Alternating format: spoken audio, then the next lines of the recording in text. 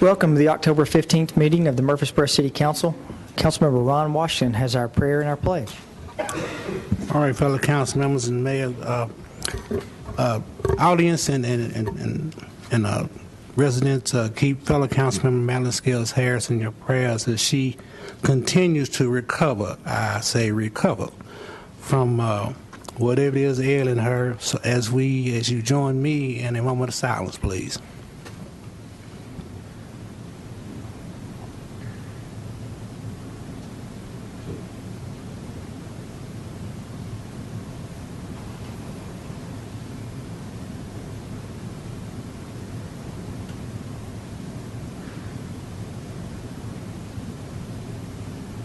Amen.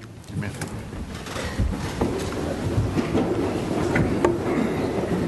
I pledge allegiance to the flag of the United States of America and to the republic for which it stands, one nation, under God, indivisible, with liberty and justice for all.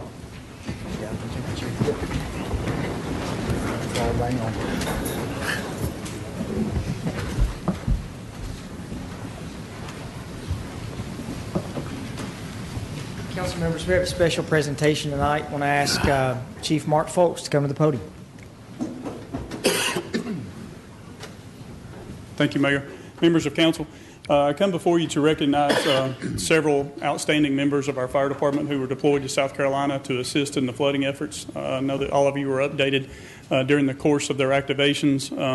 On Saturday, October the 3rd, I was notified by our district coordinators for the Tennessee Mutual Aid System about a request from South Carolina, which was an emergency management assistance compact request, meaning multi-day event out of state, for our assistance in the flooding in South Carolina, both in Columbia and along the coast.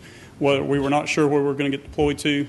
Upon contacting City Manager Rob Lyons, he gave the okay to send the team over to South Carolina. Initially, we wanted one team of our personnel, including the boats and rescue equipment, over in South Carolina to be deployed later that afternoon on Saturday. Due to flooding problems at the South Carolina Fire Academy, where they were going to house our personnel that evening before deployment the next morning, they actually canceled that deployment that afternoon, and our personnel about 6:30 the next morning, I received another call stating that we were back online for this deployment to occur on Sunday. They were based out of the South Carolina Law Enforcement Academy there in Columbia. The first team that went over on Sunday. On Monday morning, they started into action and performed several rescues. That first team in the area of Columbia, South Carolina, actually rescued 20 people and 6 dogs during that event over pretty much the first 2 days, Monday and Tuesday. On Wednesday, they conducted a lot of damage assessments of the area, as well as going door to door in large neighborhoods, doing welfare checks on the residents that were left in their homes after the flooding. Approximately Wednesday, I received another call from the state EOC asking for us to send additional teams to South Carolina to relieve our first team that was there, as well as perform other duties over there. And they actually this time asked for 2 teams of personnel. So we sent 8 members at that point in time. But at this point in time, I'd like to recognize the team members that went over on both deployments. The first team, and he's the only member that wasn't able to be here tonight, he's actually on vacation in Florida, is Captain Clay Walls, Captain Gary Hutchison. Come on over. Come on over here. Firefighter Jeremy Spivey, driver Jeremy McCullough, and firefighter Mark Brewer. And this was the first group that deployed to South Carolina on Sunday that I mentioned. The next group went on Thursday, and they actually returned on this past Sunday. In this group, driver Chris Ayers, firefighter Steve Ellison, firefighter Jacob Follis, driver Doug English, driver Chase Martin, driver Josh Oliver, firefighter Matt Welcome, and firefighter Mitchell Wittenberg. Again, it is with honor that I present these gentlemen and the fine job that they did in South Carolina. Did an outstanding job representing the city of Murfreesboro and our department in another state. They received many accolades from the persons in South Carolina, as well as on the trip going to and coming back from with the actions they performed. Both teams were very successful in numerous rescues, and I really appreciate their efforts.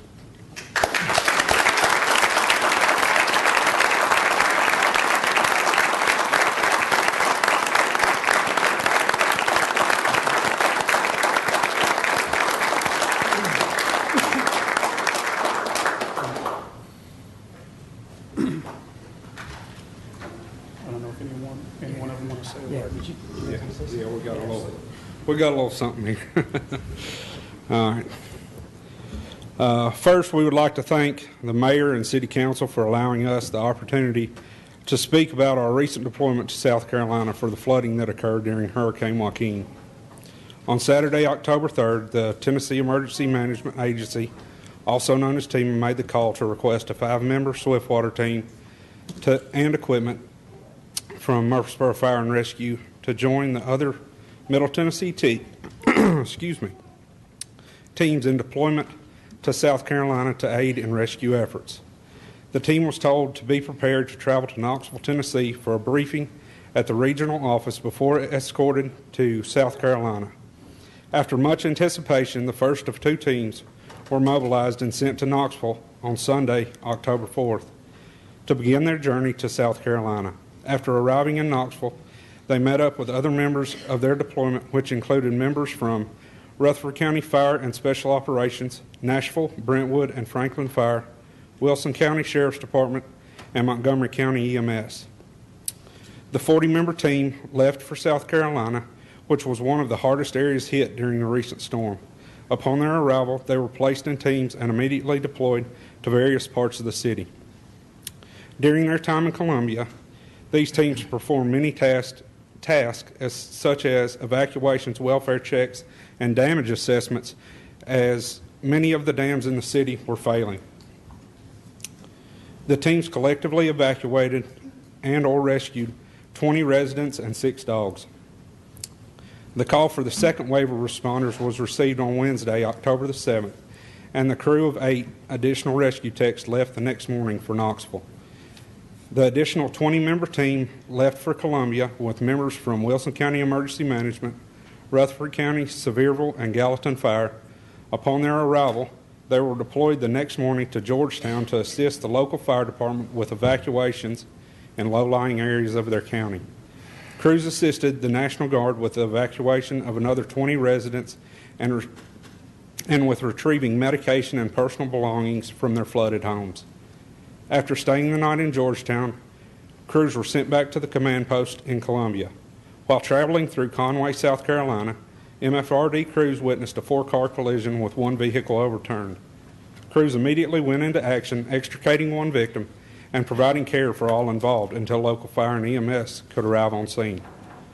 Once back in Columbia, crews were told they would be demobilized the next day. Crews were sent back in 2 waves. Team 1 returned on Saturday the 10th and Team 2 on Sunday the 11th. On behalf of all the team members that spent time in South Carolina, we would like to thank the city manager and our chief, Mark Folks, for giving us the opportunity to use our skills, knowledge, and training to assist the citizens of South Carolina during their time of need. In particular, we would like to express the gratitude from our families. During our deployment, Chief Mark Folks sent emails and texts to our families every day to update them on our location and status. He offered his personal contact information and told them to give him a call day or night if they had any question or needed assistance. For members of our team that had been deployed in the past, this meant a lot, as it can sometimes be hard to communicate with our families while in the field. We would also like to mention the overwhelming gratitude we received from the citizens of South Carolina. We could not go anywhere without people saying thank you or offering to buy us a meal or something to drink at a gas station. People could not believe how far we had traveled to help them when they needed it the most. On our last night in Columbia, while eating in a local restaurant, the owner came out to thank us for our service we had provided and asked if we needed anything. We asked if there was anywhere we could buy a South Carolina flag to remember our journey, and he replied, "Give me a minute." He returned with a brand new flag and said, "Is there anything else?" He would not accept payment and stated it was the least that he could do. Once demobilized, both teams returned to Knoxville to the regional office for a final debriefing and to sign out from their deployment. As a token of appreciation, Teeman gave each person a challenge coin to remember their time in South Carolina. So we, as a team, wanted to come here tonight to show our appreciation to Chief Fulks and to City Manager Rob Lyons for allowing us to show our state and other states just what MFRD is capable of. We would like to present you both with the same challenge coin we received, as you were just as much a part of this team as we were. We would also like to present Chief Fulks with the South Carolina flag we received that has stitched on it Joaquin Floods 2015 and the name of all responders. Thank you again for everything.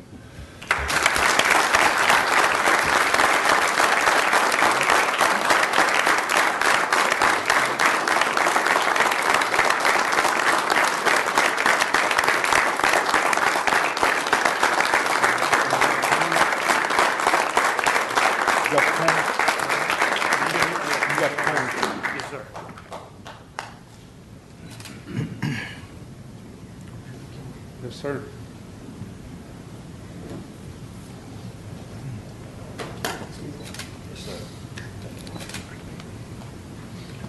Thank you, sir.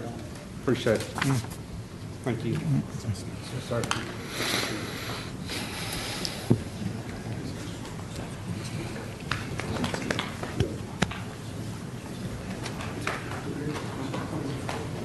Yes, sir. Thank you. Appreciate it.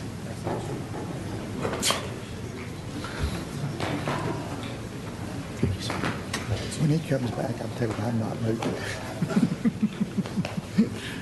That's awesome. I want to say one quick thing. It's hard to not get emotional when you see that Mr. Lyons called me, I guess it was last week, and said, "Hey, this is what we're doing." And my first response was, "Right on, do what we need to do," because people had asked me, you see this on social media, why are we sending guys to South Carolina? And my first response was, people came and helped us on Good Friday not too many years ago. And my other response was, if you ask these men and women of our fire department and our police department, that's what they do. And I'm sure whenever they were called into action, it was not even a second thought to do that. The one thing that I had asked Mr. Lyons, and Chief Fulks not only did that for the families, he did that with me every night, sending me something saying, "Here's where our guys are." But I want to say thank you to the families who probably had sleepless nights with their husbands that were out of town. So thank y'all for what y'all have allowed to share, not only with Murfreesboro now, but what you've shown the residents of South Carolina of how and who we are in Murfreesboro, Tennessee. So thank each one of you for what you've done and continue to do.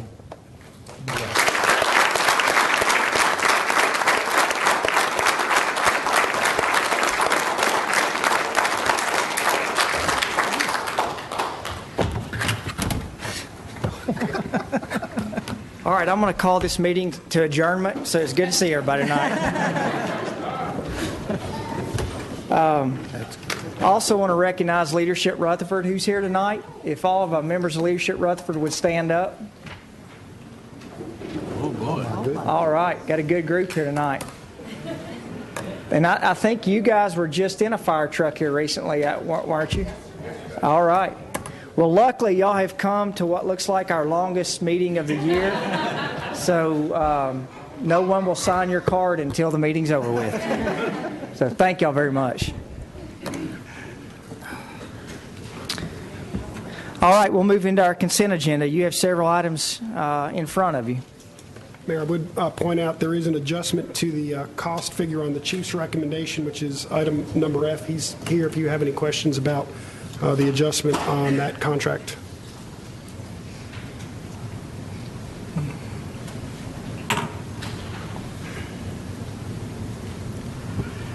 Did it go down? No, it actually went. It did not go down. What are you talking about? Are you satisfied with that adjustment, Mr. Lyons? Pardon me? Are you satisfied with that adjustment? Yes, sir. Okay, move for approval of the consent agenda. Second. Have a motion and a second. Ms. Wright, you'll call the roll. Mr. LaLance. Aye. Mr. Shacklet. Aye. Mr. Smotherman. Aye. Mr. Washington. Aye. Vice Mayor Young. Aye. Mayor McFarland. Aye. We'll move into minutes. We've got the September 17th special meeting, September 17th regular meeting, October 1st special meeting, October 1st regular meeting. I'll move for approval. Second. Have a motion and a second. Ms. Wright? Mr. LaLance. Aye. Mr. Shacklet. Aye. Mr. Smotherman. Aye. Mr. Washington. Aye. Vice Mayor Young. Aye. Mayor McFarland. Aye. Consider for passage on third and final reading ordinance 15053, amending Appendix C, Employees Revised Pension Trust Agreement of the Murfreesboro City Code to comply with state law relative to qualified domestic relations orders. So moved. Second. Motion is second. Ms. Wright? Mr. LaLance. Aye. Mr. Shacklet. Aye. Mr. Smotherman. Aye. Mr. Washington. Aye. Vice Mayor Young. Aye. Mayor McFarland. Aye. Second readings for ordinance 15045 from the City Recorder Finance Director. Mayor, tonight we have an amendment to our amendment. We have an amendment in process for our fiscal year budget for 15-16, and we learned this week that we need to add to it for something the drug fund needs to purchase. So we're going to amend the Exhibit A and go ahead and get that included in the amendment in progress. And that's the only change to your exhibit.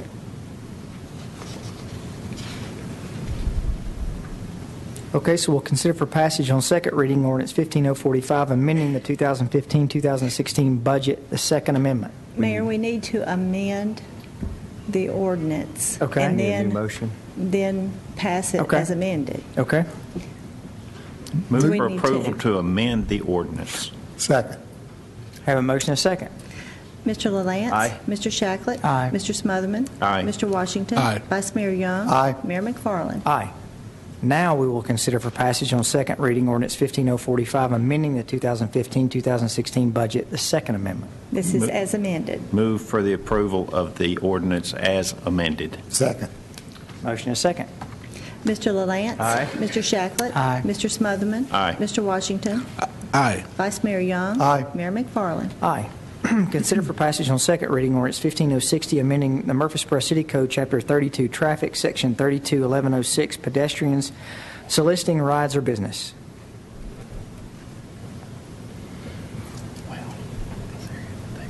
Move for approval. Second. Motion and a second. Mr. LaLance. Aye. Mr. Shacklet. Aye. Mr. Smotherman. Aye. Mr. Washington. Aye. Vice Mayor Young. Aye. Mayor McFarland. Aye. All right, we'll move into letters from the Chief of Police with regards to fireworks. Mayor, members of the council, good evening. You may recall that on, I think, the 27th of August, Ms. McGannon prepared and presented an amendment to the existing fireworks ordinance that would have restricted festival cake or multi-shot mortar-type devices, very similar to what the ordinance already prohibits. The existing ordinance prohibited any kind of a single shot or reloadable mortar that was 1.5 inches in diameter or greater.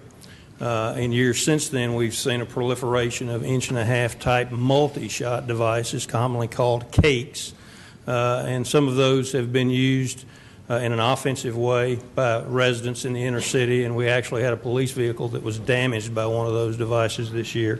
And so Ms. McGannon had presented to you previously for your consideration an additional restriction on those multi-shot items. It was deferred on August the 27th so that we could have some additional discussion about that and provide you with some additional information, which is included in your packets tonight. And we'll be glad to answer any questions you have about that, and would respectfully ask that you adopt that amendment to the ordinance as presented. Ms. McGannon, you may want to add.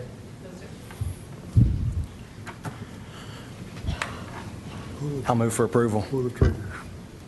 Second. I have a quick question before we move into motion and second. What is our, just so the residents, so what is our policy on when fireworks are allowed and when they're not allowed? The dates. I don't have the whole ordinance with me. We have limited periods of time immediately around the 4th of July and immediately around New Year's Eve. We just have those 2 limited periods unless it's part of a display put on by a pyrotechnic expert, subject to specific permit. I forget the exact days. We did narrow it, but it is in the ordinance, the days and the hours of the day that's allowed. I didn't anticipate the question, so I didn't bring the information. Okay. I apologize. Do you think it's 3 or 4 days before, 3 or 4 days after? Yeah, it's a short window. So I had someone ask me this question. I was on WGNS yesterday morning, and the discussion of fireworks came out, and it was, obviously this time on July 4th and New Year's Eve, we always get these emails of, why are you not banning fireworks? And so someone asked me the question yesterday, okay, if it would be a compromise on fireworks, why do you allow people to shoot them before the actual days of celebration? If it's a compromise, why would we not just say, okay, it's July 4th, shoot fireworks on July 4th, it's New Year's Eve or New Year's Day, shoot fireworks those days? Why do you allow them 3 days before, 3 days after? I never had that question asked to me before, I said, well, what does it matter? And well, July 2nd, what are you celebrating when you're shooting fireworks on July 2nd? I expect this period limitation started before I started with the city, but I would say that sometimes family celebrations are not on the exact day of the holiday, especially if it falls in the middle of the week or something like that, or the weather may be bad on that actual day, so you give them another day afterward. But there, as you know, the council has the ability to ban them or to allow them year-round. Okay. So it is totally up to the council what periods of time it wants to do. I'll send you all an email with that information. I think that'd be great. I never had that question asked to me before. I'm pretty sure, Mayor, that for the summer session, I honestly think it's June the 28th through July the 5th, that series of days. And I don't believe, Ms. McGannon, I don't think at the New Year it's quite that long, maybe 3 or 4 days. But there are limited specified periods of time. And then when we enacted the ordinance changes in 2009, we also restricted the hours because we were receiving multiple complaints, obviously, from residents from fireworks that were shot on into the morning hours that were disturbed. I think something I'd like to see, I can't speak for everyone, but let us know what those dates are. Yes, sir. And for the people that, we continually get questions that we may can look at, okay, is if we say the 28th, so you're looking 3 days, 7 days, is that too much to celebrate July 4th? So maybe a good compromise. Okay, we have a motion and a second. Any more discussion? Ms. Wright, will call the roll. Mr. LaLance? Aye. Mr. Shacklet? Aye. Mr. Smotherman? Aye. Mr. Washington? Aye. Vice Mayor Young? Aye. Mayor McFarland? Aye. Thank you very much. We'll move into new business, and pursuant to Resolution 15R PH 50 adopted by the City Council on August 27, 2015, we'll conduct 3 separate public hearings for approximately 2 acres at 4536 Veterans Parkway. Notice of said public hearings were published in the September 28, 2015 issue of a local newspaper. Ms. McGannon? Mayor, if I may, while Mr. Blumley cues this up, I want to call the council members' attention to a memo from Mr. Ives and myself that is on your table that describes why we are making a change. If you looked at the agenda, you would have noticed that we are separating the public hearing on the plan of services from the public hearing on the annexation, and that we are proposed, depending what the council decides to do, to adopt both by separate resolutions. As explained in the memo that we have given to you, we believe this is necessary because of the wording of this new state law on annexation, which states that before any territory may be annexed, the governing body of the municipality shall adopt a plan of services.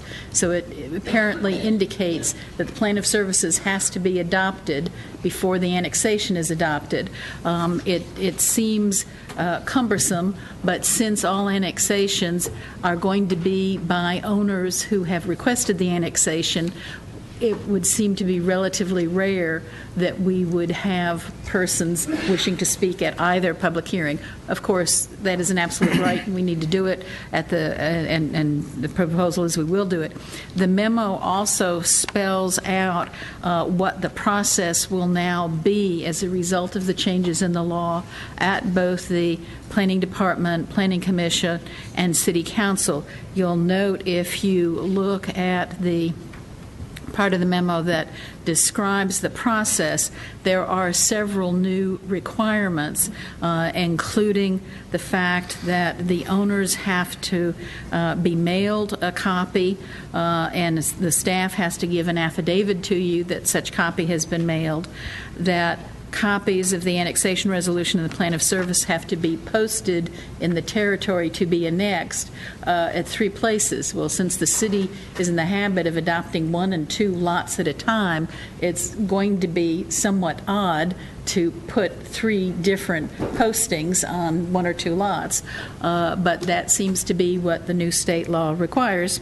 And as we also believe that the best way to deal with the timing of these different actions by the council is, as spelled out on the last page of the memo, that the resolution for the plan of services becomes effective if and when a resolution on the annexation becomes effective, but the annexation resolution would not become effective if there is a zoning done until the zoning ordinance. So, resolution one time, ordinarily effective immediately, but we need to delay the effective date so that if there is zoning, which still requires currently 3 readings, hopefully with the next session of the General Assembly too, but so the ordinance and zoning would get separated from the annexation unless we tie the effective date of the annexation to the zoning ordinance. So it is a little complex and cumbersome. The purpose of this memo was to try and explain it to you before we started going through the first of this new series of processes. I'm sure we'll all have a period of adjustment, but the substance in terms of considering the plan of services, considering annexation, and considering zoning will remain the same, even though the methods by which we do it in both the public hearings and the effective documents will be changing. Mr. Ives or I will be happy to answer any questions about the new process. Any questions? Can I ask a question just that might fit into this? Sure. As I read through these things, a lot of times I kind of wish we didn't have to scroll through all of these emails and letters from all the different areas that Joe puts together for us. Is there a way that we can just have one, if we're going to have to do the plan of services, can we just get something that says, everybody said we're good, and we don't have to have... Funny you should mention that. The planning staff and the legal department have had discussions about the fact that the appendix to the plan of services that goes through all that detail should probably be deleted.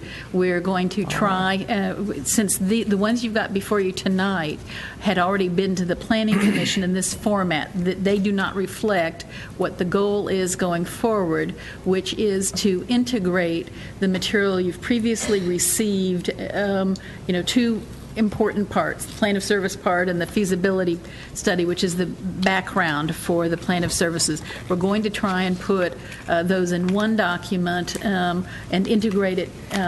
Might cut down a little bit on the feasibility, but we're trying to follow the KISS principle to deal with the concern you raised, Mr. LaLance, by integrating those 2 parts and having the third part simply remain in the files of the planning department where they'd be available if anybody was interested. All right.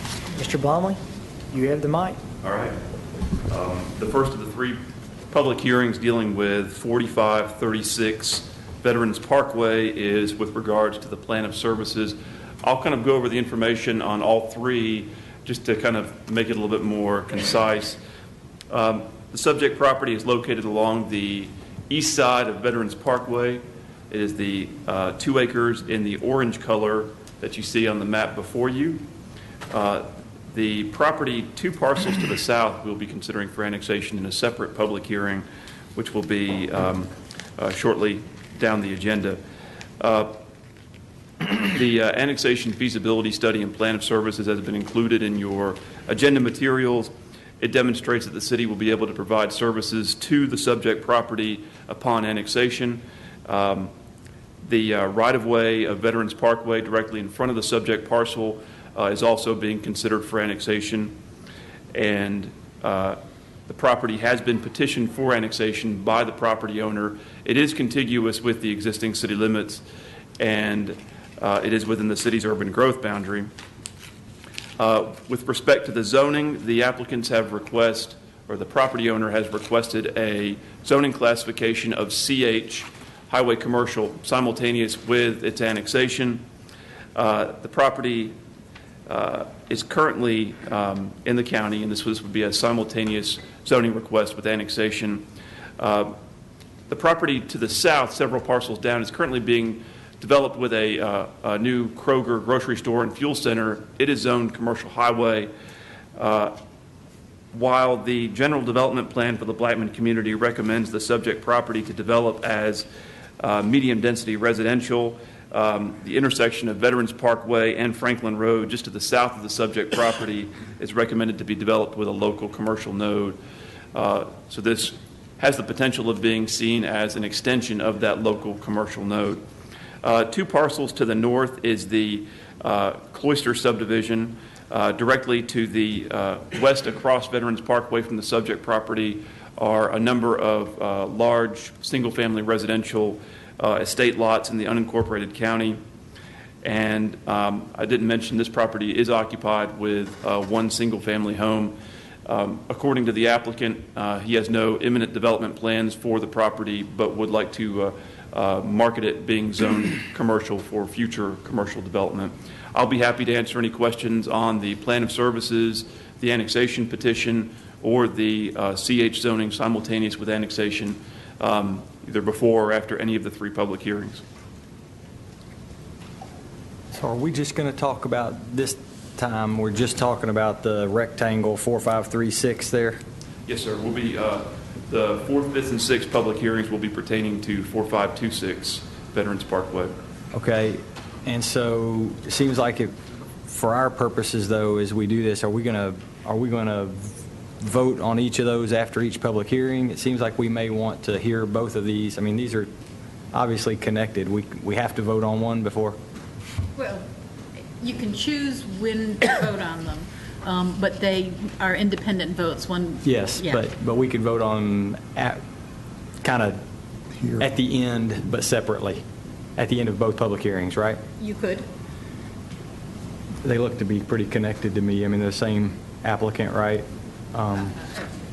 Different applicant. No. Different applicant? No. No, let's just stay with what we've been doing. All right. I can ask you now or later. The question that I had, the first thing that came to my mind when I looked at this, well, I guess 2 questions. We've got the little triangle there that obviously we've left the gap in back in the back so we don't have any kind of a donut hole, right? But the thing that really concerns me is the adjacent property. I guess that'd be to the north, 4546, and to make sure that I couldn't find out, that's in the county. Is it? It didn't say how it was zoned. Yeah, if we could pull the map back up on the screen. That property is actually zoned RM16. That property and the larger property that has that triangular portion, see if I can, whoops. This triangular portion of the property here is actually connected to this portion where the RM16 label is. So that is all one parcel. Yeah, and it is in the city limits and was zoned RM16 in 2013, as was this parcel, which is directly adjacent to the Cloister subdivision. It was annexed in 2013 and zoned RM16 simultaneous with annexation. Now, in order to keep the property where my cursor is here to the east across Overall Creek from being annexed, there was a strip along the northern end of that property just to the south of the Cloister that was left out of the annexation in order to keep from annexing the property to the east of Overall Creek. And is the parcel to the north of the orange piece, it's a different owner? Sorry. I believe that the gentleman who has the orange piece of property at 4536 Veterans Parkway also has, or that is being considered for annexation and zoning, also owns the property to the north as well. And he and his representative are both present tonight. Okay, we'll find that out. I couldn't find this, but what's the width of that property? Just eyeballing it, I would say probably about 140, 150 feet. Is that going to be wide enough for anything that would be RM16? Or We're commercial. Commercial, that's, No, I thought you meant the one to the north. Okay, okay, so now I'll ask the same thing on 4546, which looks to be a similar width. You see that? I do. So that's going to be about the same width. And it's going to, and you say it's already annexed and zoned RM16, correct? That's correct. Would 150-foot width, would that work with all the setbacks to be? I think that the shape of the property would pose some challenges. The property owner and his representative may be able to answer questions about what their intentions are for that particular property. You know, when I first looked at it, I immediately went to that northern piece there, the 4546, and wondered, well, if we do this, does that really limit what happens on the piece that's going to be the most sensitive, which is obviously the piece that is in the backyard of all these houses right here? Yeah, I think that the owner of that property is contemplating what he would like, or if you would like to come to the City Council and Planning Commission with a zoning request for that property. And I believe he has been in contact with, he's knocked on some doors in the Cloister subdivision to discuss possible future plans. So like I said, he may be able to address what he is planning to do with that parcel, or if he knows at this time. And so the same person then that owns 4526 going to the south, does that person then also own the triangle and the rest of the property to the back? Yes. The property that is 4526 here was initially at the time of the annexation petition was owned by a different person, but the entity, the Wright Family General Partnership, who owns the unusually shaped property with the triangular portion up front, purchased that property after the Planning Commission public hearing, and then submitted an annexation petition of their own in order to keep the process going for the 4526 property. Ms. McGinnis, so you're recommending that we do we're going to conduct a public hearing on the plan of services, and then we'll conduct a public hearing on the annexation, and then we'll... In response to Mr. Lance's question, I said you could do it in any order. I think the normal order should be as spelled out. What's critical in the law is that the plan of services be adopted before the annexation. Okay. Do we have any more questions? So really what we're going to conduct a public hearing to show that if this is annexed, that it can have a plan of services. Right, you need to have separate hearings on all three items. Any questions on the plan of services? Okay, we're going to conduct a public hearing on the plan of services, and anyone wishing to speak for or against can come to the podium. If you'll please direct all your questions to the City Council. You'll have 3 minutes unless you're representing a group, and then if you're representing a group, you'll have 5 minutes. We do ask that you only speak one time. Anyone wishing to speak for or against, please come to the podium.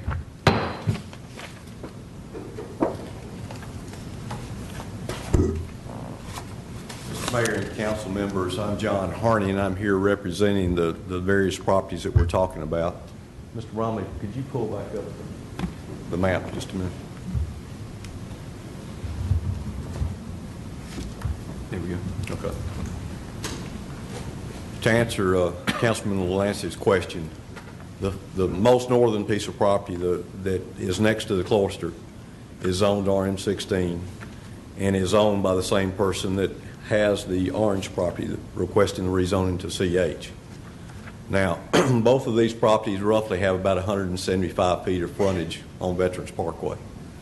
That parcel that's next to the cloister that's zoned RM16, remaining RM16, doesn't necessarily mean it's got to be developed as large apartment buildings. It may end up being townhouses, by the densities that are on there. There are several things that could fit on there in 175 feet, but it is, an elongated parcel.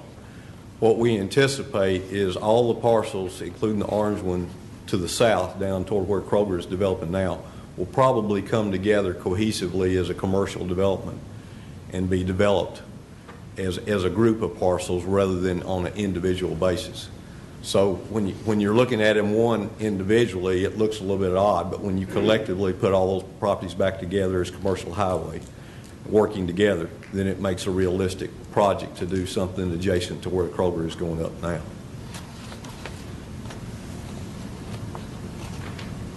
I'm certainly glad to answer any questions.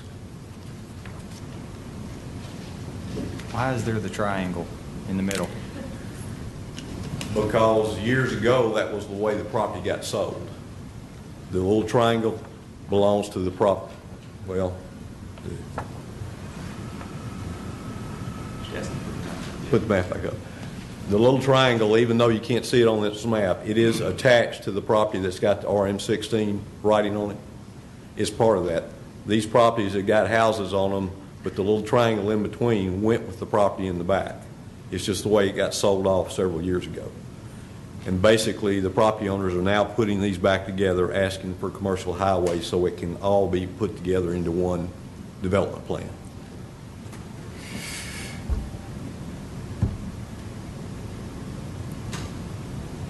All right, I'm sorry, John, Mr. Harney, but so the person who owns the orange also owns the white at the top and the blue RM16 behind the orange? You'll put the plan back up,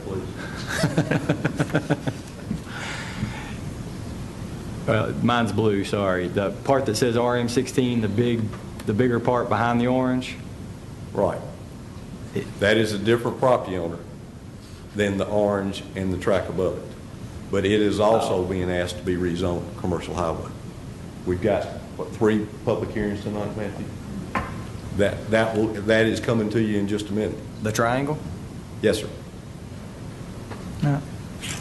I think I saw that. The triangular piece of property, and I think I can show you a map that might help out. But this is on the agenda. So the public hearings on the properties in blue and purple, the blue piece of property is 4526 Veterans Parkway, and the purple property is, there's no house on that property or no address, but as you can see, it actually, the purple property goes in between 4526 and 4536 and takes in that triangular shaped piece of property.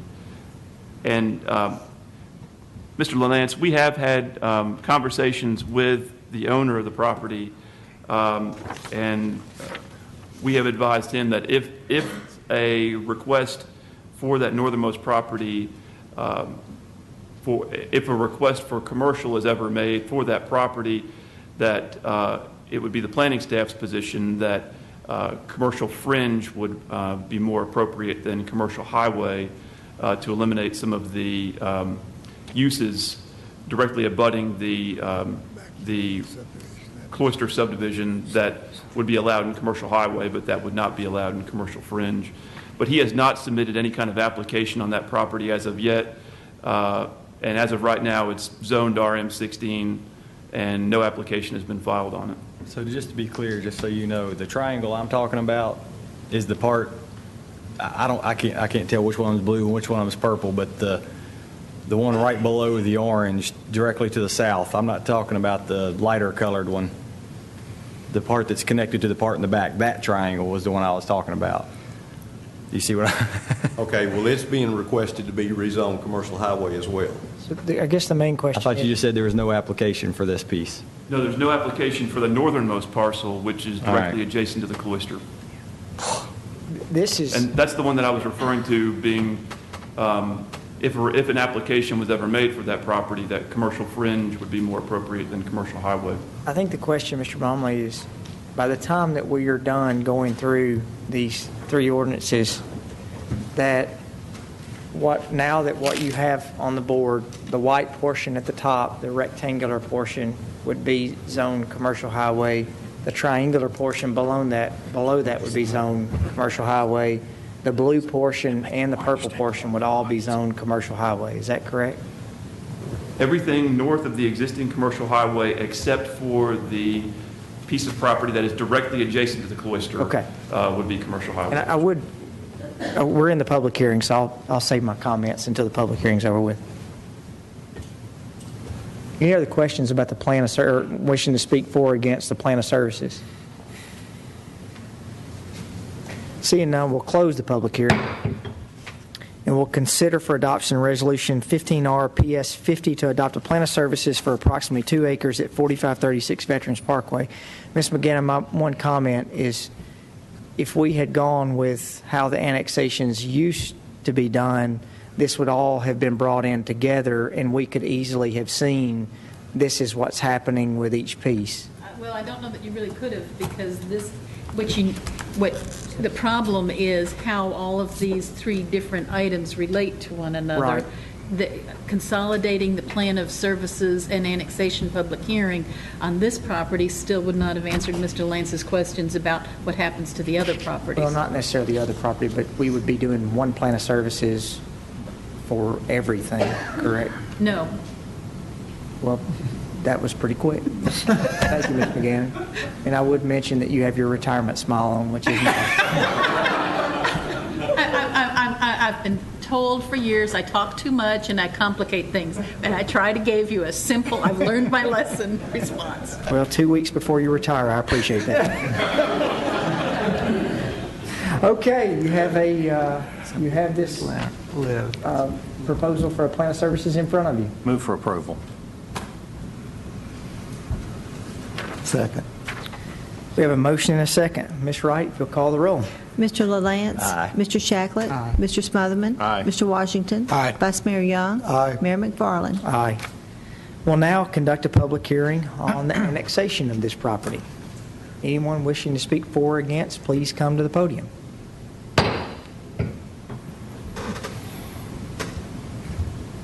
Seeing none, we'll close the public hearing. And we'll consider for adoption Resolution 15R-A50 to annex approximately 2 acres at 4536 Veterans Parkway and to incorporate the same with the corporate boundaries of the City of Murfreesboro, Tennessee, 2015-503. So moved. Second. Motion is second. Ms. Wright, will call the roll. Mr. LaLance.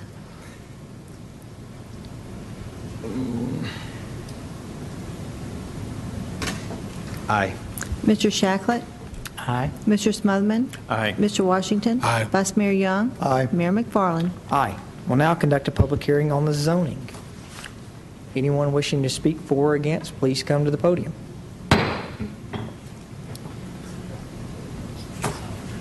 Seeing none, we'll close the public hearing. We'll consider for passage on first reading Ordinance 15OZ50 to zone an area at 4536 Veterans Parkway as Highway Commercial CH District simultaneous with annexation 2015-416. Let me clarify something in my mind. To the southern property next door to this is where the Kroger Center is being built. Is that correct? Yes. Okay. And then there's a strip of land that the planning director has recommended not to be commercial highway that backs up to those houses, which would provide a buffer. Is that correct? The furthest most north property there is. It's RM16 now, though. If it comes through, that's not part of the application right now, but they have, that property is currently RM16, but if it has come through, it's been suggested that it would be more appropriate as commercial fringe. We've had conversations with the owner about potential zoning designations for that property, and at this point, as you mentioned, no request has been made, but we have indicated to him that if he did request commercial zoning, that commercial fringe would be more appropriate than commercial highway. And at its narrowest point is 175 feet or something close? According to Mr. Harney, that was the width of it. Hey, Matthew, so I'm really sorry if this is kind of beating dead horse here, but I got to make sure I got this framed right in my mind, because what I read last night and everything that I've looked at today, basically all of our information has two parcels primarily highlighted, which is the rectangle portion and then the really little odd shaped portion on the south side of the triangle. Okay? So are we, at the end of the day today, I mean, you know, so first of all, my suggestion would be that we don't necessarily have to vote to call a vote on whether or not to rezone this property until we've gone through the public hearings for all of the properties. We could call a vote on each separate property after all the public hearings, I think she said, and I don't know if that really matters or not. I just want to make sure, big picture, we can do this all separately, and I'm fine with that. I mean, that's the right way to do it. I just need to say, at the end of the day, what does this whole thing look like? You know, by going back and forth between this triangle and that triangle and the back part and the front part and the north and the south, I still see two parcels that I'm dealing with, it seems like. There are a total of 3 parcels, 2 of which are in the county at present and 1 of which is in the city. When it's all said and done, all 3 of those are requested to be zoned commercial highway, and we bring the 2 that are in the county into the city. So that middle part, I'm going to call the middle part that includes the triangle and then the big part in the back? Yes. That's all currently RM16? Yes. We're trying to make that commercial highway all the way back to the back? Yes, sir, and I believe that's the 7th and final public hearing that we'll have tonight, will be that rezoning of the property that's already in the city. So, okay, yeah, Mr. Lang, the thing that's a little different, we have 2 pieces of property that are in the county. Yeah. So we're having to do a plan of services, an annexation, and a zoning request, and then we have 1 piece of property that's already in the city that we're going to be just doing a zoning request. So Yeah. that's where it That's sort 7. of messes it up. But at the end of the day, all 3 of those parcels would be commercial highway. That's right. All right.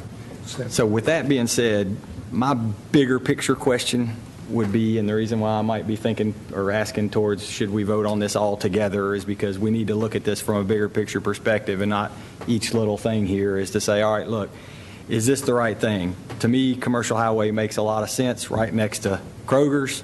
To me, it probably doesn't make sense the closer you get to the neighborhood that's already there. So in any way, if we do this, with this giant piece of commercial highway going back there, is the piece that we're not talking about today sufficient for what we've been talking about as it relates to the 2035 plan and the big meeting we've got next or 2 weeks from now that's going to talk about land use and how we should be going? We shouldn't be putting commercial highway right next to residential. We should be kind of going commercial and then a little less commercial and then maybe multifamily and then residential. Does this fit into that? To me, I was worried that one little narrow strip, A, may not be exactly what we're talking about trying to do, bigger picture, and B, are we limiting or hurting that landowner in some way by kind of saying, well, you basically have to do this because the guy next to you did what we're going to do tonight?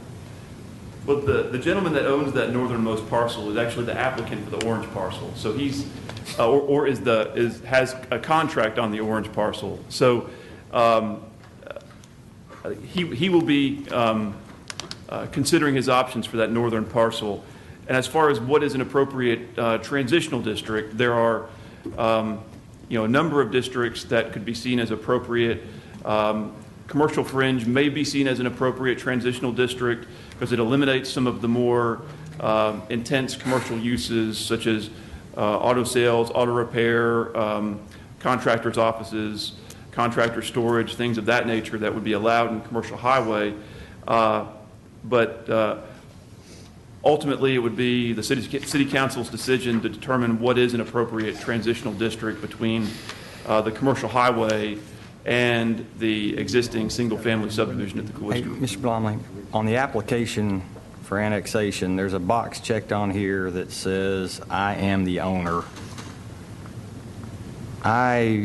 we petition the city of Murfreesboro, and the box is checked, we are the only owners of the property, and just above that it says 4536 Veterans Parkway. Yes. I thought you said the person that owns the northern part is applied for the orange part. I apologize if I misstated that. The person that owns the northernmost property has a contract on the orange property. And no contracts are done without. All right. Jeez. Ms. McGannon, in the past we've, I think, used the term in conjunction with. If we were to not approve the zoning of this property, would the annexation that we just approved be still effective, or would it not be effective? What we would want to do would be to modify the zoning ordinance to say that it would come in with, our interim zoning. We had discussed as planning staff and legal staff the fact that we would need to develop some models for that possibility. We didn't anticipate that this would be one of them. So hinging the effectiveness of the annexation resolution to the zoning ordinance is what's before you. If you believe that you might want to approve annexation without zoning, that would be something that we would want to not use the zoning ordinance, but what we've been able to do in the past, that we're all trying to figure out what the legislature has done to us. And I apologize, we don't have all the answers. We've tried to check with our peers, and they don't have all the answers either. It's a mess. We've had the ability to say to the applicants, we're not going to approve the zoning. Are you sure you want to go ahead with the annexation? Well, we don't really have that now, because the annexation resolution, would precede zoning. We can't zone something that's not in the city, but we can annex something without zoning. So if the council feels that it might want to annex without zoning, we need to come up with a mechanism that would allow owners to say, well, if that's the case, I don't want to be annexed. We hadn't developed such a mechanism to date. Right. My understanding, there's no, did I hear you say there's no plans for this right now? They're just trying to get it put together, so there's no immediate? Yes, sir. In my last conversation with both applicants, both the representative of one applicant and the other applicant, they have both indicated that they have no immediate development plans. I believe that they are just looking to market it as commercial, for commercial potential. Would that be correct, Mr. Harney? Yes. He nodded in the affirmative. So is the application by the existing property owner or someone who has a contract on the property? The annexation petition has to be filed by the actual property owner. And so for the 4536 property, it was filed by Lloyd and Edna Davis, who are the current property owners. And for the 4526 property, which we'll consider next, it was originally filed by Alex and Betty Bryan, who were the property owners, but the Wright Family General Partnership purchased the property after the initial petition was filed, and then staff had them file a new petition in order to keep the process moving for 4526. So if the request for rezoning comes along at the same time, in that same timeline that we're talking about, what we're trying to do, then the request for zoning is normally not done by the existing property owner, but by the people who... So could we just put a block on our application for rezoning that says this property is under contract or something like that, so that it doesn't... Because I think what Mr. LaLance was concerned about is that we had identified or checked that as a property owner and it's under contract, not... So all we have to do is create on our document this request for zoning is under contract, this property is under But contract. that was and- the annexation petition, not Actually, the Mr. zoning. Shacklett, our zoning ordinance allows persons with an interest in property to request zoning. That state law says it has to be the owners for annexation, but it can be people with a contract With a for zoning. contract to do the We zoning. do not have to have the same, we would not want to use the same form for zoning as we use for annexation. And the standard of who can ask for a change is different between those two. And on the rezoning application form, there is actually information for the applicant and information for the property owner, both. So at that point, we would know whether or not the applicant was different from the property owner. Mr. Lawrence, I think part of what I heard you talk about, let me see if I can kind of zoom out and go big picture about the entirety of what's on the agenda. If you approve the requests that are on the agenda, you would be creating that commercial highway zoning, at 4536 and 4526, those parcels all would be commercial highway. What I heard you say was you were concerned about the transition from that new commercial highway after tonight's meeting moving north toward the cloister. Now, there is no rezoning of 4546, which we've called the northern piece. That would be RM16 after tonight's meeting. You'd have commercial highway after tonight's meeting with a buffer in between of RM16 adjacent to a residential piece. When we look at our transitional zoning, RM16 and commercial local are what we put between commercial highway and a residential use. So if approved, you've got a built-in buffer right away. That property owner clearly has a right, and we've heard there may be some interest to go commercial local, which is also an appropriate buffer. Just trying to help you see how things would go before and after big picture. And actually, I did see that, and I appreciate it. The part that, the next sort of step to that was, my question was, is what we're doing now, is that piece by itself really still applicable to be RM16? Is that really what it's going to end up being? Or 3 weeks from now, are we going to get another one of these saying, well, this needs to be commercial highway because we can't do RM16, it doesn't fit there. And look, RM16 is right next to us. We ought to do commercial highway is right next to us. We ought to do commercial highway here. So my question from a planning standpoint was, is that still going to be an appropriate or doable type of a buffer? That's why I was asking, is that 150 feet or 175 feet? That's why I asked it the way I did, was that, I see it now, but. Rick, what Rob said, and I think the planning commission and then the principal planner realizes that you don't really want to go from commercial highway to residential. You need a buffer in the middle, whether that buffer is RM16 or whether that buffer is commercial local. It's a buffer between commercial highway and the residential area. Got it. And we got a lot of that all over the city. Got it. There's a lot of moving parts here, and when the idea that trying to figure out who's owning it and who's applying for it and why would somebody apply for it for the person next door, and then what does that mean to what's going to happen to the next property that's going to be sensitive. It takes a little thinking through, and probably more than I can think through right now, to be honest with you. So I really liked Ms. McGannon's term a while ago that she used for the situation as, I guess it's a legal term, a mess. But what we've gotten here is no different than any other piece of property where we have a transitional period between a commercial property and a neighborhood.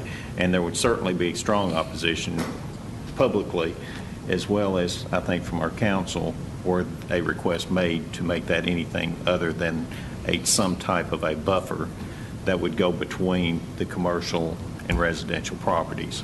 I guess the creek on the backside and the floodplain and everything else is going to be a strong buffer, as well as to how far back this can be developed. And I know we've got the floodplain, and I guess we've got another plain back there that will restrict, I guess, the usage of the property as you get further back towards the neighborhood on the, I guess is that the west side of the properties? East, yeah, east. Yeah, the east side, you're right. At so I mean, I think we're protected on the east. We've got the parkway on the west side, and we've got the buffer there that will be developed as something in the future, but, you know, I guess it's yet to be decided. There's no way to know for sure, I guess, with the width of that property, what that will be. I mean,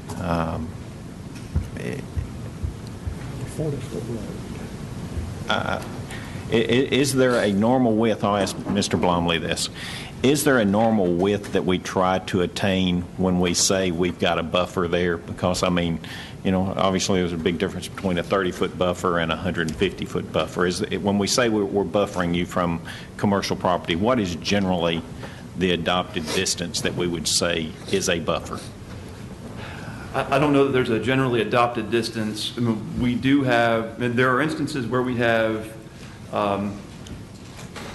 when we have zoning districts that might be seen as incompatible with one another. And that is why we have our actual landscape buffering requirements, which go from 10 to 20 feet wide, depending on the intensity of the zoning district that's developing next to an existing residential development, for example. So if it was commercial highway or commercial fringe right up next to a single-family residential zone, that would be a 15-foot wide type D buffer.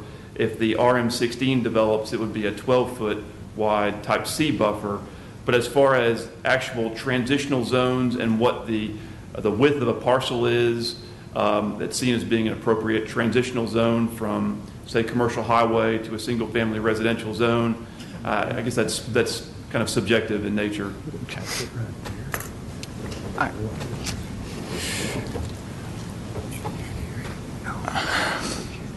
I'll tell you guys, you know, at this, my concern is that 175 feet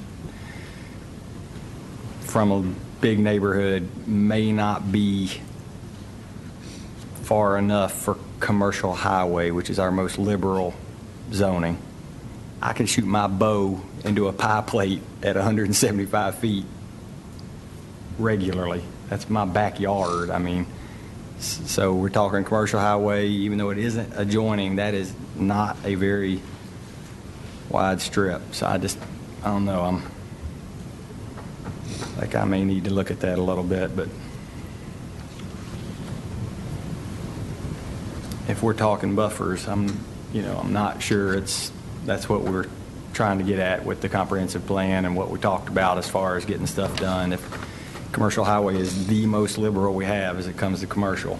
Well, it's more than half the length of a football field. So, I mean, and I'm going to assume that we have several situations in the city already where we have buffers between commercial properties and residential properties that would be much, much smaller than that. Is that a correct statement? Yes, sir, Mr. Smotherman. When we have a number of areas where commercial highway directly abuts residential zoning, I believe that Garrison Cove is an example. The Kroger Center is zoned commercial highway. The Kroger Center on South Church Street is zoned commercial highway, and it abuts the Innsbrook neighborhood. So there are instances where we have commercial highway zoning right next to single-family zoning.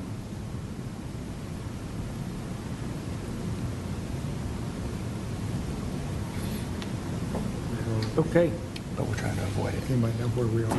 I've lost place where we are, Ms. McGinnon. We'll have to ask Ms. Georgia about that, too. We're waiting on a motion. Oh, you're waiting on a motion. You're on 7F.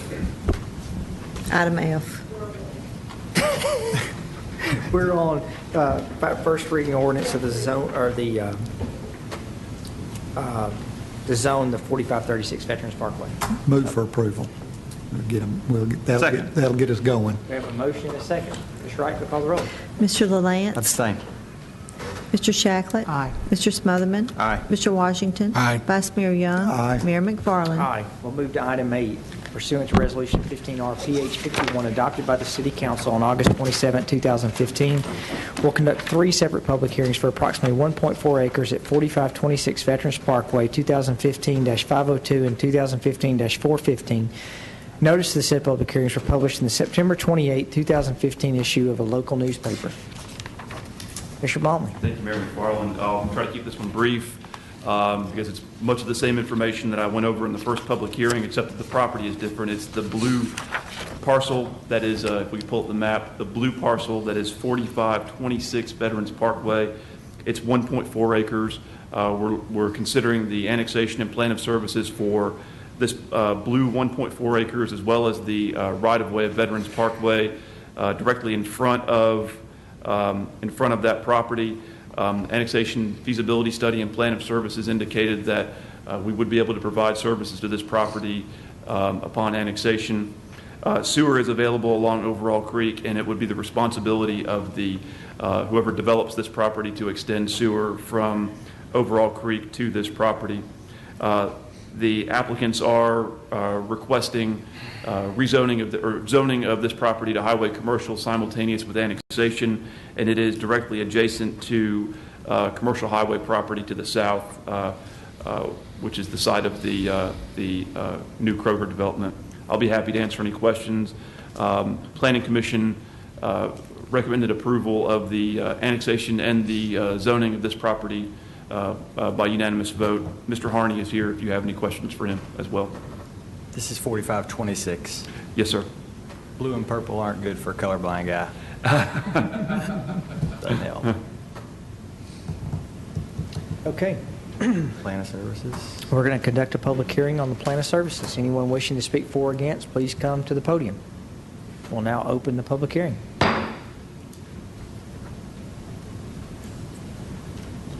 Seeing no one, we'll close the public hearing. We'll consider for adoption Resolution 15R-PS51 to adopt a plan of services for approximately 1.4 acres at 4526 Veterans Parkway. So moved. Second. Motion is second. Ms. Wright? Mr. LaLance? Aye. Mr. Shacklet? Aye. Mr. Smotherman? Aye. Mr. Washington? Aye. Vice Mayor Young? Aye. Mayor McFarland? Aye. We'll now conduct a public hearing on the annexation. Anyone wishing to speak for or against, please come to the podium.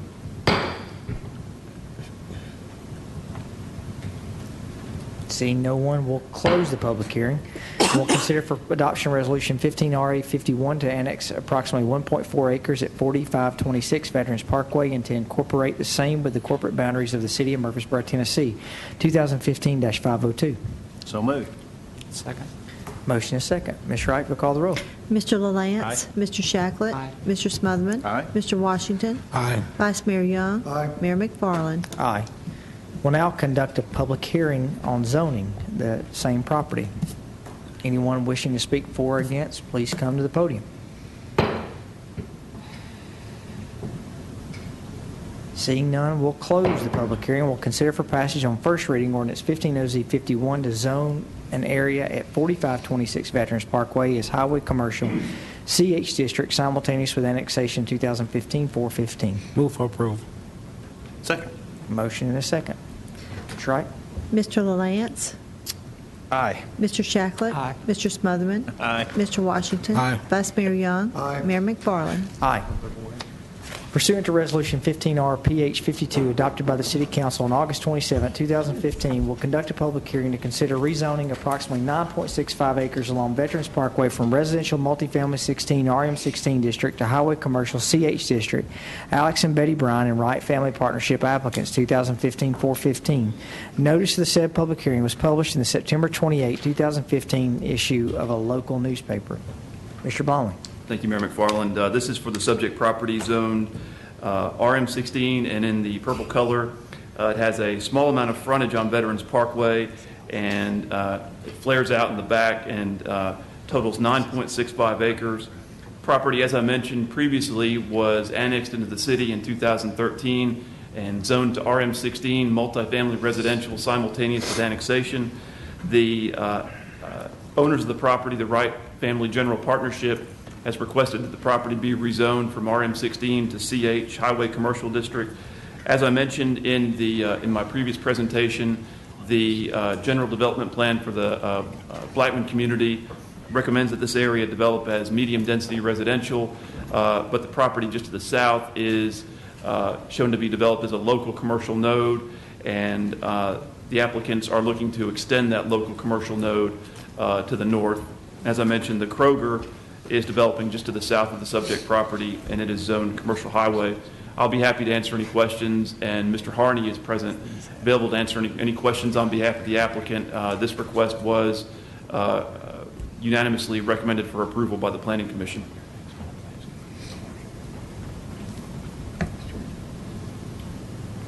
Any questions for Mr. Blomley? Thank you, Mr. Blomley. Okay, we'll now conduct a public hearing on this zoning request. Anyone wishing to speak for or against, please come to the podium.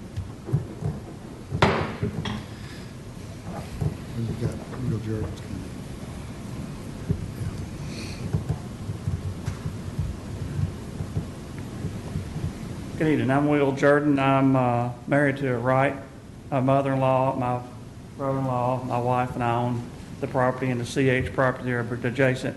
I probably should have just kept sitting down, but I thought I'd try and explain a little bit of this. I understand Mr. LaLance's worriedness about the triangle and how it was created and all. My in-laws owned that property back in the 60s, and they own the property to CH where the Kroger's going now, or part of where the Kroger's going now. And they sold off the house in 2 acres because they didn't want the house, but he kept a little sliver so he could run his cows up there on that little park because he ran cows over there. And we bought the property back, and we're trying to put it back together. When we got the other property annexed and zoned a couple of years ago, the neighbors from the Cloister came out to several of the public hearings, and they were against the RM16. They said they didn't have a problem, one, with the CH. They just didn't want more apartments right there. So we thought while we were getting this other annexed and filling in that gap, we'd try and do what we'd been asked to do. And I think it speaks volumes that at the last public hearing, at this public hearing, apparently there hadn't been anybody even come. We haven't had a single negative feedback from anybody about a continuation of what's going on with the Kroger coming up there. They just didn't want apartments. So we're just more or less trying to appease them. I don't know if it's better to market for apartments or for commercial, but we're just trying to continue that development on up and trying to be good neighbors at the same time. So that's kind of how it, and it's all the same family. They've been out. My mother-in-law's lived there since 1958. So we're not big bad developers. We're just the family that had some property and a Kroger came along, and we're just trying to work our way through this situation. But I don't know if that clears it all up or not, but that's why it's CH instead of RM16. We're trying to make the neighborhood, a little happier. Thank you.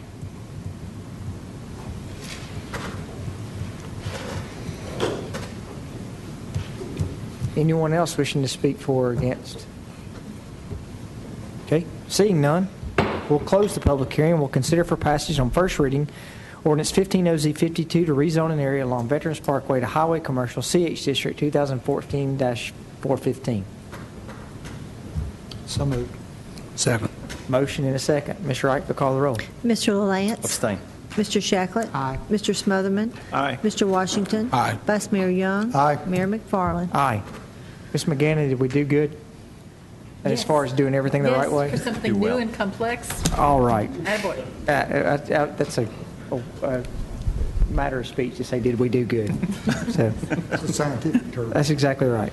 Did we do well, too? Yes. Thank you. All right. We'll now consider recommendations of the principal planner, schedule public hearings to consider rezoning along Lytle Street, PND, rezoning along Summit Court, RD, rezoning along New Salem Highway, RM16, Victory Station, PUD amendment, parcel E along Fortress Boulevard, annexation plan of services, and along Osborne Lane, annexation petition along Osborne Lane, and zoning along Osborne Lane, RS12 simultaneous with annexation. Thank you, Mayor McFarland. During its regular meeting on October 7th, 2015, the Planning Commission conducted public hearings on the following matters, and after the public hearings, the Planning Commission discussed the matters and then took action to recommend their approval. Rezoning application for approximately 3.4 acres located along Lytle Street to be zoned from commercial highway and OGR to PND, Rutherford County government with the applicant. A rezoning application for approximately 3.4 acres located along Summit Court to be rezoned from RS15 to RD. A rezoning application for approximately 6.6 acres located along New Salem Highway to be rezoned from CH to RM16, Cornerstone Development is the applicant. A PUD amendment for parcel E of the Victory Station PUD on approximately 9.7 acres located along Fortress Boulevard, Murfreesboro ILAL Investors LLC is the applicant. an annexation plan of services for approximately 12.6 acres located along Osborne Lane. Stuart Conway is the applicant. An annexation petition for approximately 12.6 acres located along Osborne Lane. Stuart Conway is the applicant. And a zoning application for approximately 12.6 acres located along Osborne Lane to be zoned RS12 simultaneous with annexation. Stuart Conway is the applicant. The City Council needs to schedule these matters for a public hearing. I'll be happy to answer any questions.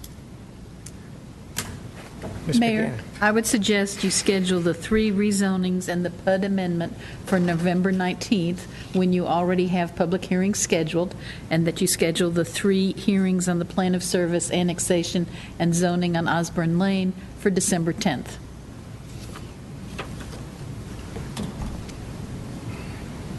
Would anyone like to make a motion for that with an amendment that Ms. McGannon would have to come back for all those, and she would be retired at that date? I thought she was getting the first. November 1st. So moved.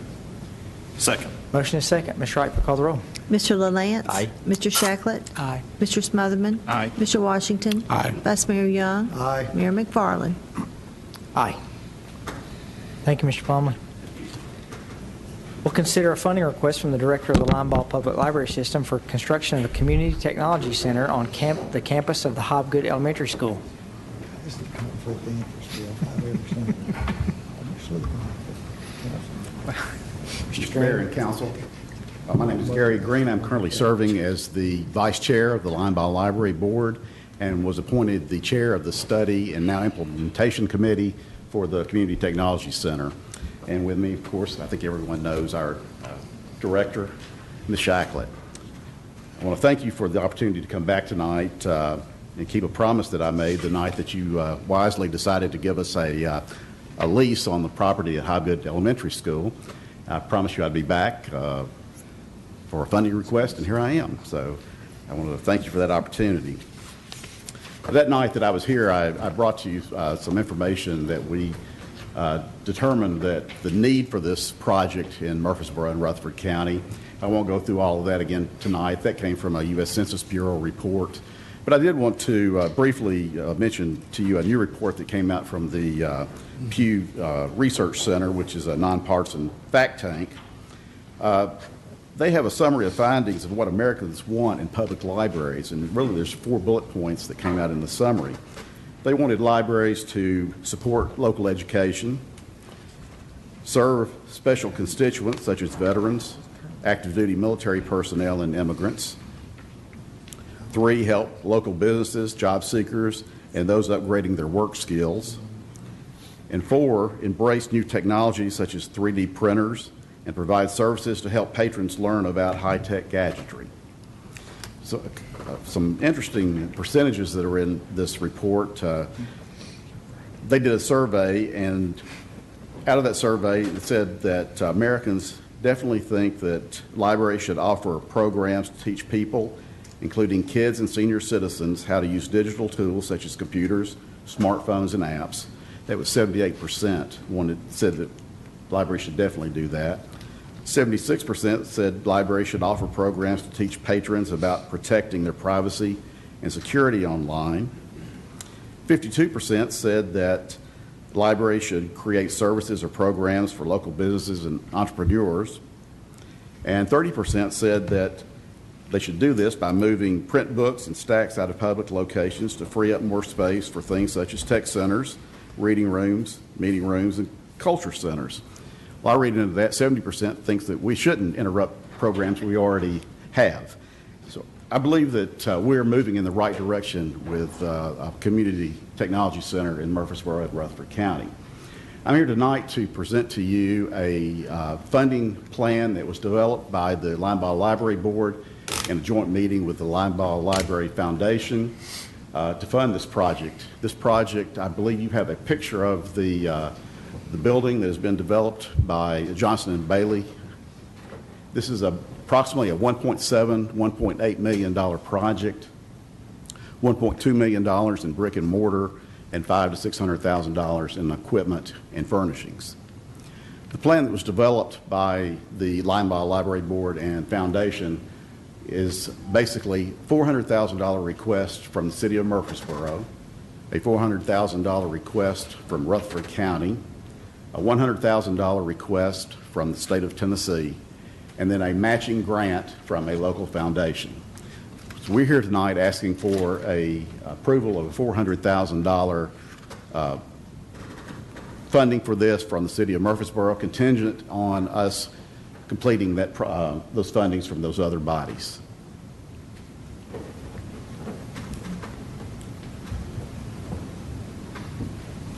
Yes, we have a. Mr. Lance, you've worked on this hard, so. Yeah, I'll just kind of tell you, part of the way this is sort of evolved was that we kind of initially gone down the road of trying to get some annual funding to try to get this thing built and to come up with a commitment to do something on a recurring basis. And this is a way that we can get it built. It's a building that we'll own no matter what. And so it seems likely that this would be a great way to get it started. You guys heard me talk about the calls last time. I mean, it is clearly the right thing to do to get kids, especially that can't afford internet access, to get them access. So this is an easy one. If you guys don't have any questions, I think I can go ahead and make a motion that we'll approve this. Go ahead. All right. Yeah. So moved. Second. Motion is second. Ms. Wright, recall the roll. Mr. LaLance? Aye. Mr. Shacklet? Aye. Mr. Washington? Were you there? Are you Aye. good enough? Vice Mayor Young? Aye. Mayor McFarland? Aye.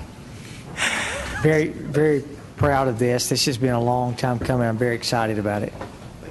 Good work, See you guys. Thank you all a lot. Good job. Good job, Rick.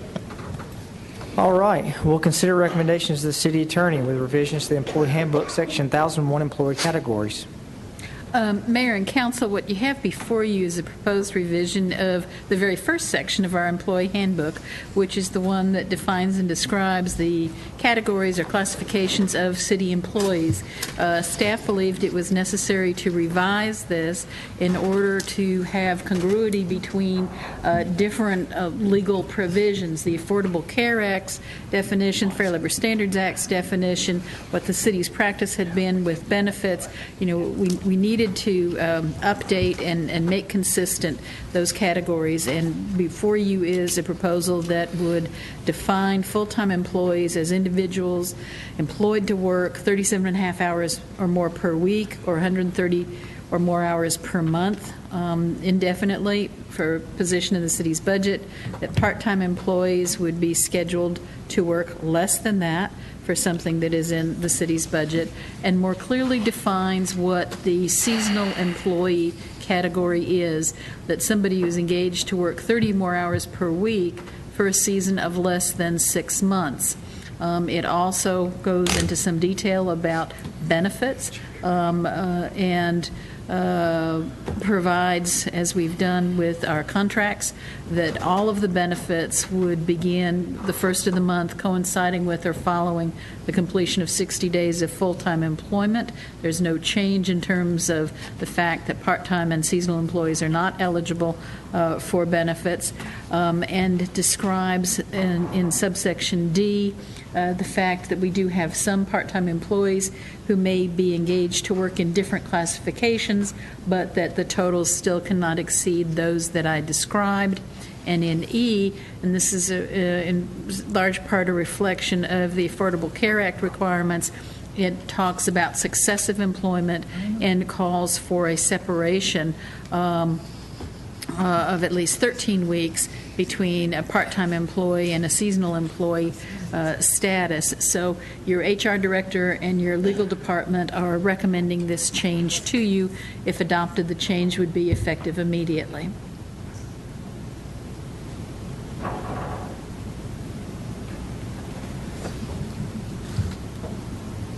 Mr. Lance, you look like you've got a stump the lawyer question.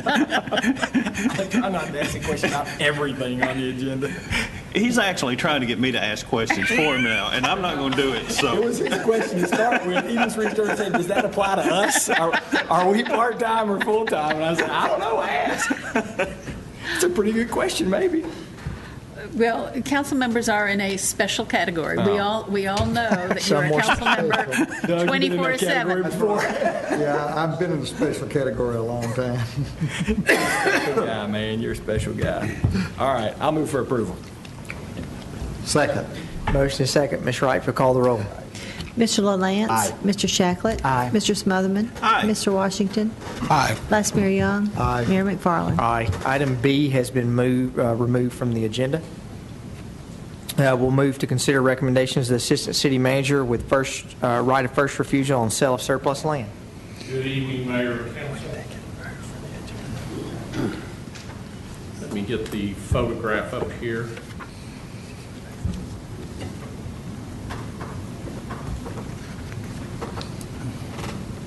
I come to you in search of wisdom. We have a most unusual real estate transaction potential if the machine will bring up the photo.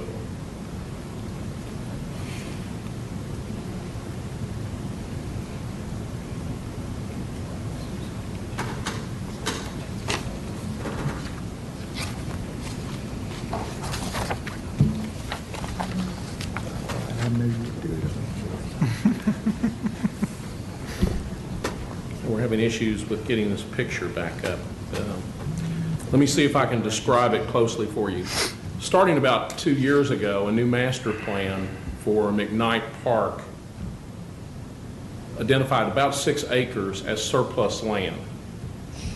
Approximately 18 months ago, the owners of commercial tracts on Memorial Boulevard approached city staff about whether or not that land would be available for their purchase.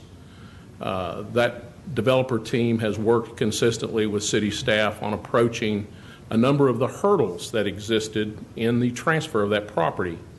McKnight Park was originally purchased using federal funds that required covenants to be laid over the property, specifying before the city could take any transactions with the property that equal dollar value of real estate had to be committed to park property somewhere else in the community.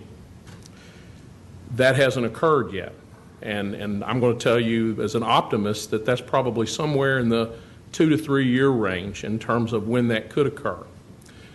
Because of those federal regulations, not one but 2 appraisals are required to verify that the city didn't commit a sale of the property that might be beneficial to an extreme to the new owners. So we come to the point where the development team has said to the city, we have to make some decisions about the course of development of the property on Memorial Boulevard.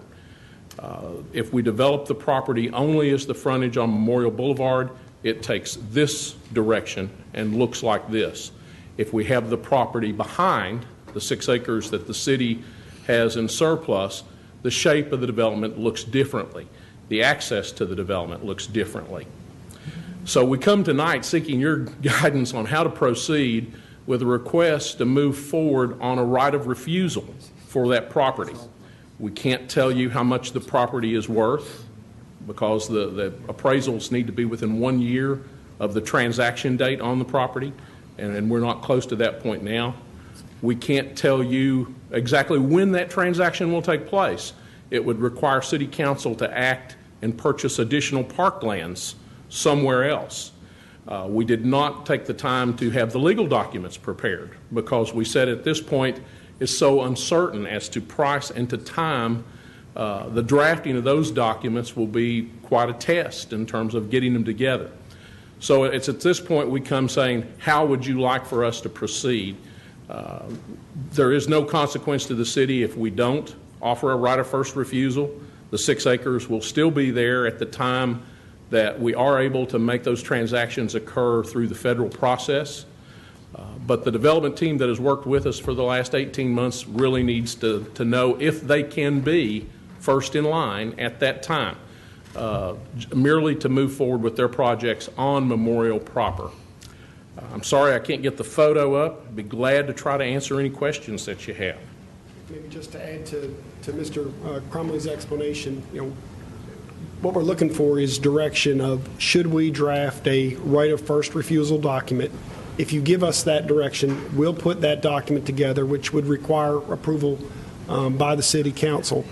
Obviously, before any property would be transferred by the city to a developer, we've got the Gateway Commission that you all established that's also going to review the deal and the pricing and the conditions as well. So really the only decision we're asking for you tonight is if we've already determined this property to be surplus, would you like us to take the next step of drafting a right of first refusal, which if you give us that direction, we've not bound you to anything, we'll go draft it and it'll work its way back through the process.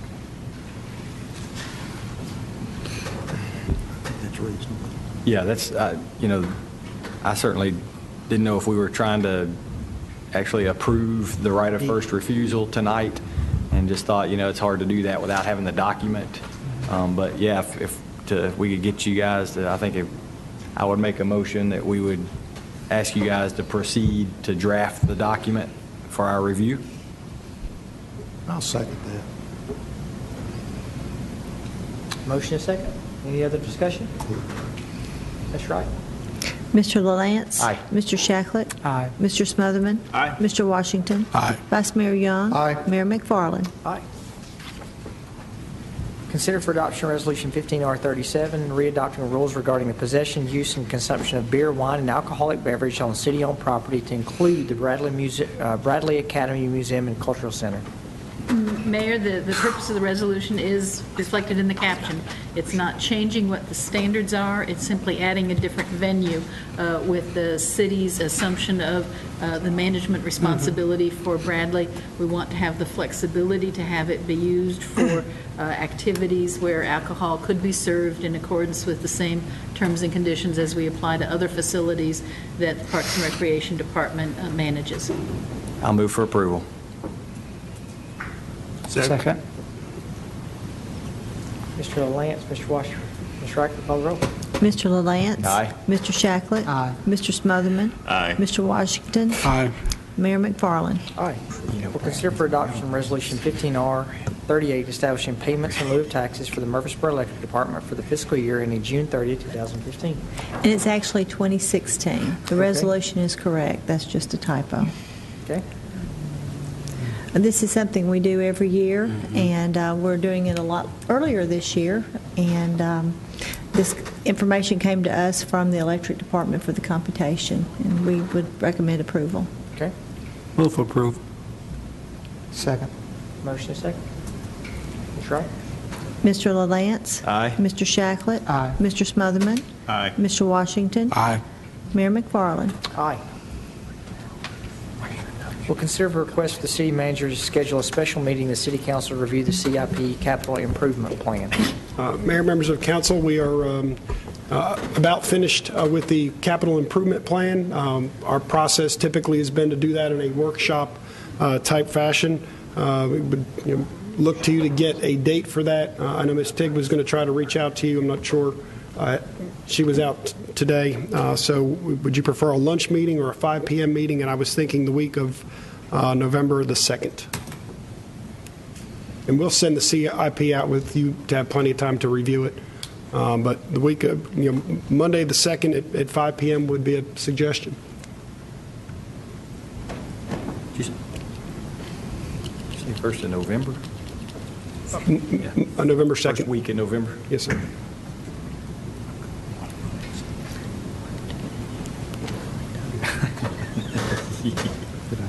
This November, he wants to do the CIP meeting November 2nd.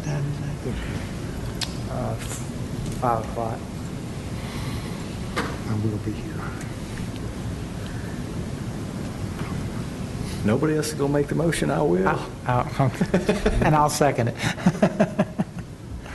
Okay, we have a motion and a second. Mr. LaLance? Aye. Mr. Shacklet? Aye. Mr. Smotherman? Aye. Mr. Washington? Aye. Vice Mayor Young? Aye. Mayor McFarland? Aye.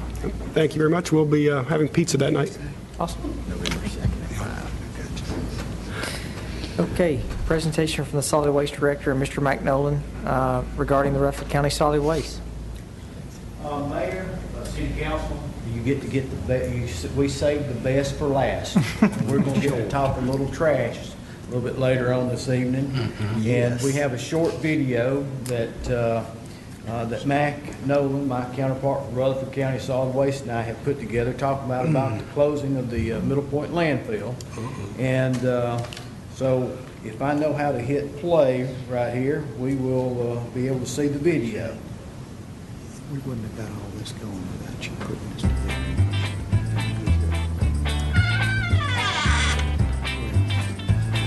We've taken these steps on 100-step road. Where'd it go? I think we just ought to adopt the 15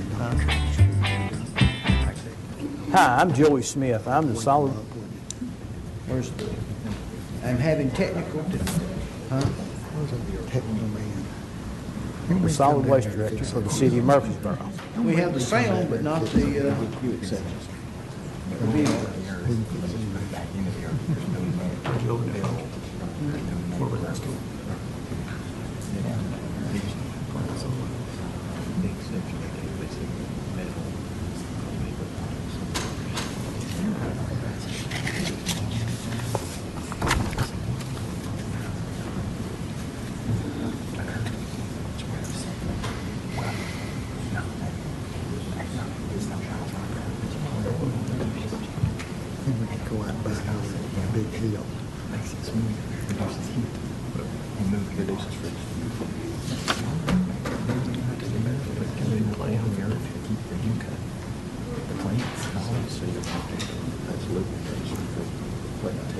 That's what's on your shirt. Yeah. Why else would that be the job?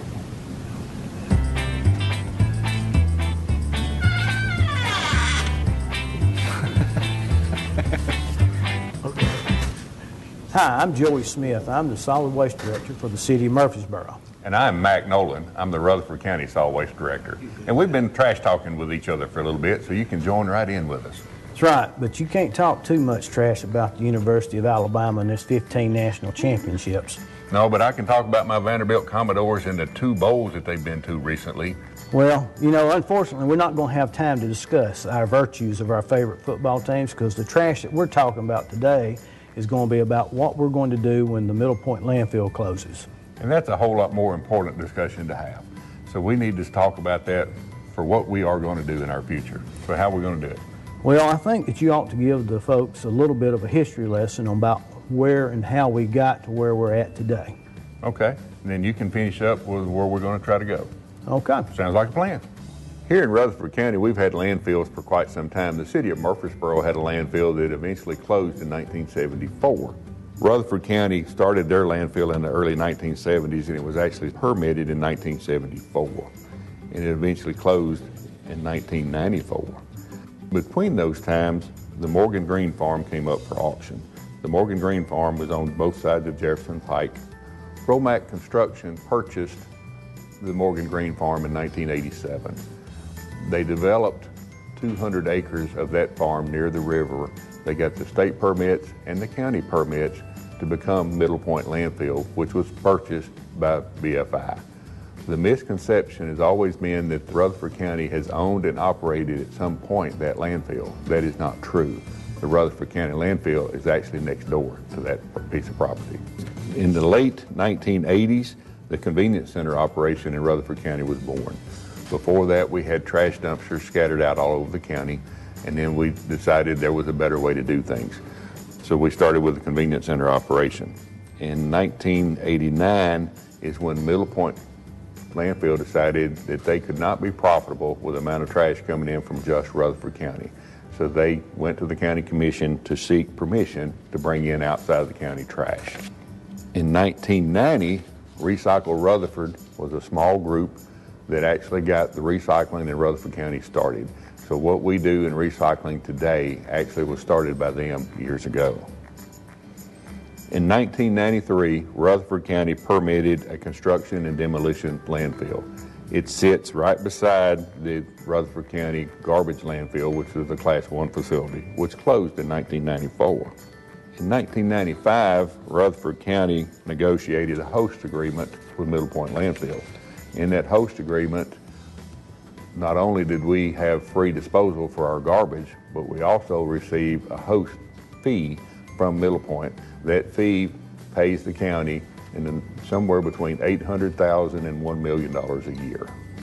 In 2006, Middle Point landfill went for an expansion, and they finally were awarded that expansion. And that expansion was supposed to allow them to have enough space for the next 15 years. In 2014, the officials of Middle Point Landfill made it publicly known that the landfill should be full and closed by 2028. What are the cities and the county going to do at that time? Mac, I really don't know. With our projections, we keep growing and growing the tonnages that's going into the Middle Point landfill.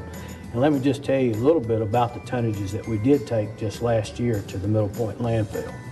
Last year, the City of Murfreesboro Solid Waste Department collected almost 34,000 tons of garbage from the residents of Murfreesboro.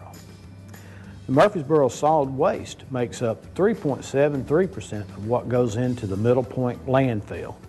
Rutherford County Solid Waste Department picks up the other outlying areas not in the city limits of Murfreesboro. They are responsible for a little over 5% of the garbage disposed of at Middle Point landfill.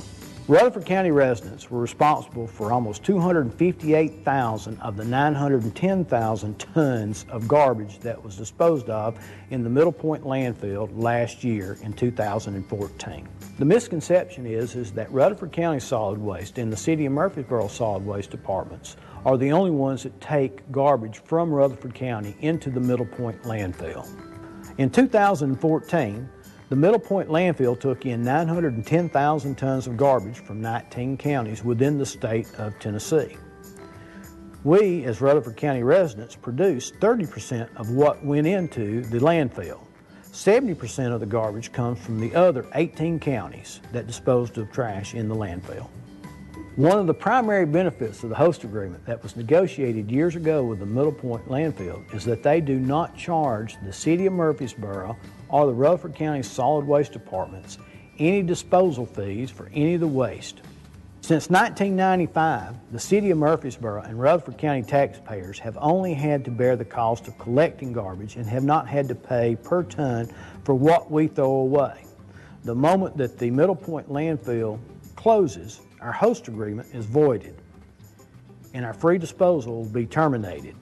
The impact of the landfill closing will immediately increase the disposal cost in the City of Murfreesboro and Rutherford County. But more importantly, it will increase the cost of collecting and hauling waste for everyone. Whether your garbage is collected by the city, the county, or a third-party hauler, the cost will increase as all of us will have to find a new location to take our waste. Residents of Smyrna, Laverne, and Eagleville currently rely on third-party haulers such as Waste Management and Republic Services. These independent haulers disposed of over 19% of the garbage that was taken to the Middle Point landfill in 2014. Understanding the potential impact on these independent haulers is important to all of the Rutherford County residents because when Middle Point landfill closes, these haulers will also be forced to raise their rates to accommodate the expense to haul garbage out of our county or out of the state. This change will affect the 60% of Rutherford County residents served by these independent haulers. All of Rutherford County will be impacted by the closure of the Middle Point landfill. It's not just going to be a City of Murfreesboro solid waste or a Rutherford County solid waste problem. All residents in Rutherford County are going to have to work together to come up with the most economical and forward-thinking solution. Our previous administrations in 1995 with the host agreement with the landfill has done one that lasted us almost 25 years. Our challenge is to find one that will last us 100 years. Our community is growing rapidly today, and it shows no signs of stopping. The city's 2035 plan projects that in the next 20 years, the City of Murfreesboro's population will increase by 100,000 residents. And Rutherford County's population will increase by more than 200,000 residents. That means that there's going to be a lot more garbage to haul and nowhere to haul it to. So if we get better control and recycle much better than what we currently do, that may be part of our solution. That's going to be a very big part of the solution. And the bell cows of that solution are going to have to be the governments, because we're going to have to do a better job of managing our resources instead of taking them into just trashing them in the landfill. And that's going to start with Rutherford County, the city of Murfreesboro, Smyrna, Laverne, and Eagleville. So we need to find a solution for Rutherford County in Rutherford County. That's right. We do not want to make this a problem for any other county. We just got to solve it here.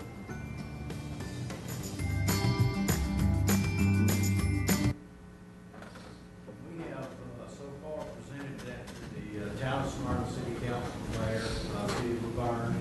We came in this evening. We presented it to the full county commission. Tomorrow, Saturday, we get to present this to the county quarterly meeting on Saturday. They have agreed to meet me out there before 1:30 because there's another important date at 2:30 on Saturday afternoon. Is that when Ole Miss plays? That will be College Station. So, okay. So they've actually said that we're going to get there, and then next week we're going to be presenting this to the Eagleville County Commission, and on Wednesday, Mac and I are going to be presenting this program to the Tennessee Solid Waste Directors meeting that was going to be at Henry Horton. But we're just bringing this to you tonight because it is a pressing issue. We've had extra, when we said in the video that the landfill is going to be closing, we said 2028. That's about 12 and a half years away. Then it's come down to 10. And now it's even 8 years is what the expected life expectancy of the Middle Point landfill is. So it is a pressing problem, and it's something that we're going to have to address just as soon and try to come up with some solutions. Any questions? I think you have someone with you you'd like to introduce as well, don't you? Oh, well, I'm sorry. This is Hannah Kate Marsh. She's the Public Media Relations Specialist for Rutherford County Solid Waste.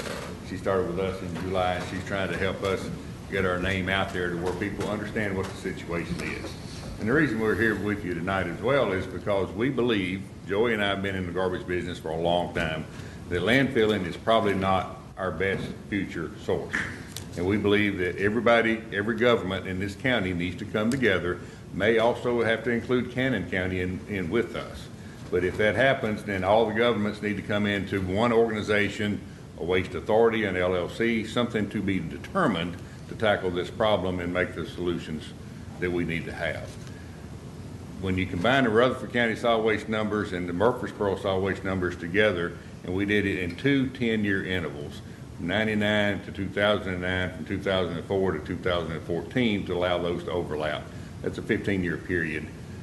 Together, we increased from 1999 to 2014 a 45.5% increase in our garbage. We were at almost 80,000 tons. If we experience that same increase in the next 15 years, the landfill will already be closed, and we will be hauling almost 116,000 tons somewhere. Who in your mind, or maybe this is a better question for Rob, I don't know, but I think I don't want to speak for everybody, but I will probably speak for everybody by saying that everybody feels the exact same way you guys do, that something needs to happen, and it's sooner rather than later. But we can all say that something needs to happen, and Smyrna can sit there and say something needs to happen, and you guys can say something needs to happen, and nothing really gets done until we're a year or two out. So what, in y'all's opinion or Rob's opinion, what do we need to do? I know that you guys have already, you're doing what you're doing right now, and we've had a meeting or two, but what do we have to do to get this front and center? I hope you can, and we all see that we've got the city and the county talking together. There's been a series of regular meetings trying to build up the base of knowledge and looking at the different options so that we can come up with the pros and cons and the costs of the various alternatives. But we believe that the solution is for us to be working together. It's not a Murfreesboro by itself issue and a county issue by itself. So I think it's continuing to push forward with, county and city representatives together to try to identify how is it that we try to fix this. I would suggest to you it's not just going to be one answer. There's going to be probably several different pieces of this to address our solid waste challenges. So it is something that is very important. We continue to press on, and if you like, we can continue to report to the council a couple times per year formally to give you updates, and then in the intermediate when we have meetings to keep you updated. It is important. I love that the county's got somebody help with the public information piece, because getting the public to understand this issue is also going to be part of it. It'll involve the community. As this group works together to identify potential opportunities, we're going to need to reach out to the community and keep them informed and involved in the decision-making process. So. And I know the mayor's helped us with leadership on this issue. Mr. Smotherman, Mr. Lance were at a meeting we had in terms of trying to educate the elected officials. So that's why we're here tonight, is to kind of show you it is something that's actively being worked on. Yeah. And we can look to the group maybe at their next meeting to set some benchmarks for some decision points, big picture, to help you track it as well. I'd love to have something set in stone that, if you guys want to drive it, and look, I appreciate you guys working together. That is good stuff, and it's imperative that happens. So maybe I would ask Rob to, if you guys agreed about it, that, we have some timelines that we are absolutely going to bring this up and get some status updates every, whatever it is, 3 months, 6 months, whatever that is, so we can make sure we're actually making progress to getting some things actually put in stone. Is that reasonable? We're glad to do that, absolutely. Yeah, we've been trying, Mike and Joey both, that, the answer is right now we don't have not an easy answer, yeah. And it's not the most political thing to say, but at some point, there's going to have to be the discussion that our solid waste right now, we're spending over $5 million a year. And that number 8-10 years from now could easily be more than that. And we're going to have to discuss how we're going to pay for it. And that's, that when you look at other municipalities, at some point there's going to be a solid waste fee, or we're going to have to pay for our trash.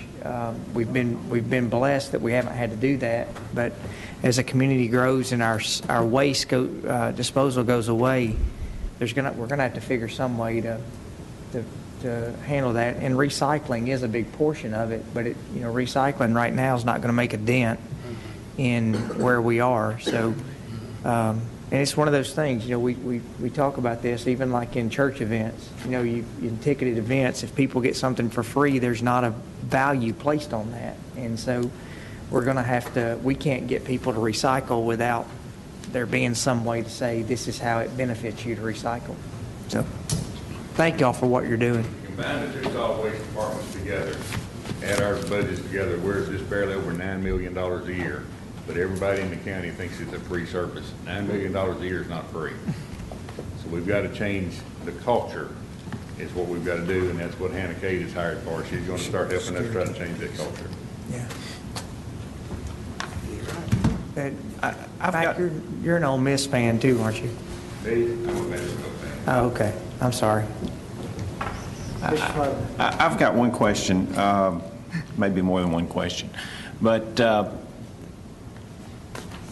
I think we've got, a little over 150 feet of garbage in the Middle Point landfill at this point. Is that close in depth? Oh, it's more than that. Okay, and, but the third highest mountain in the road. Right,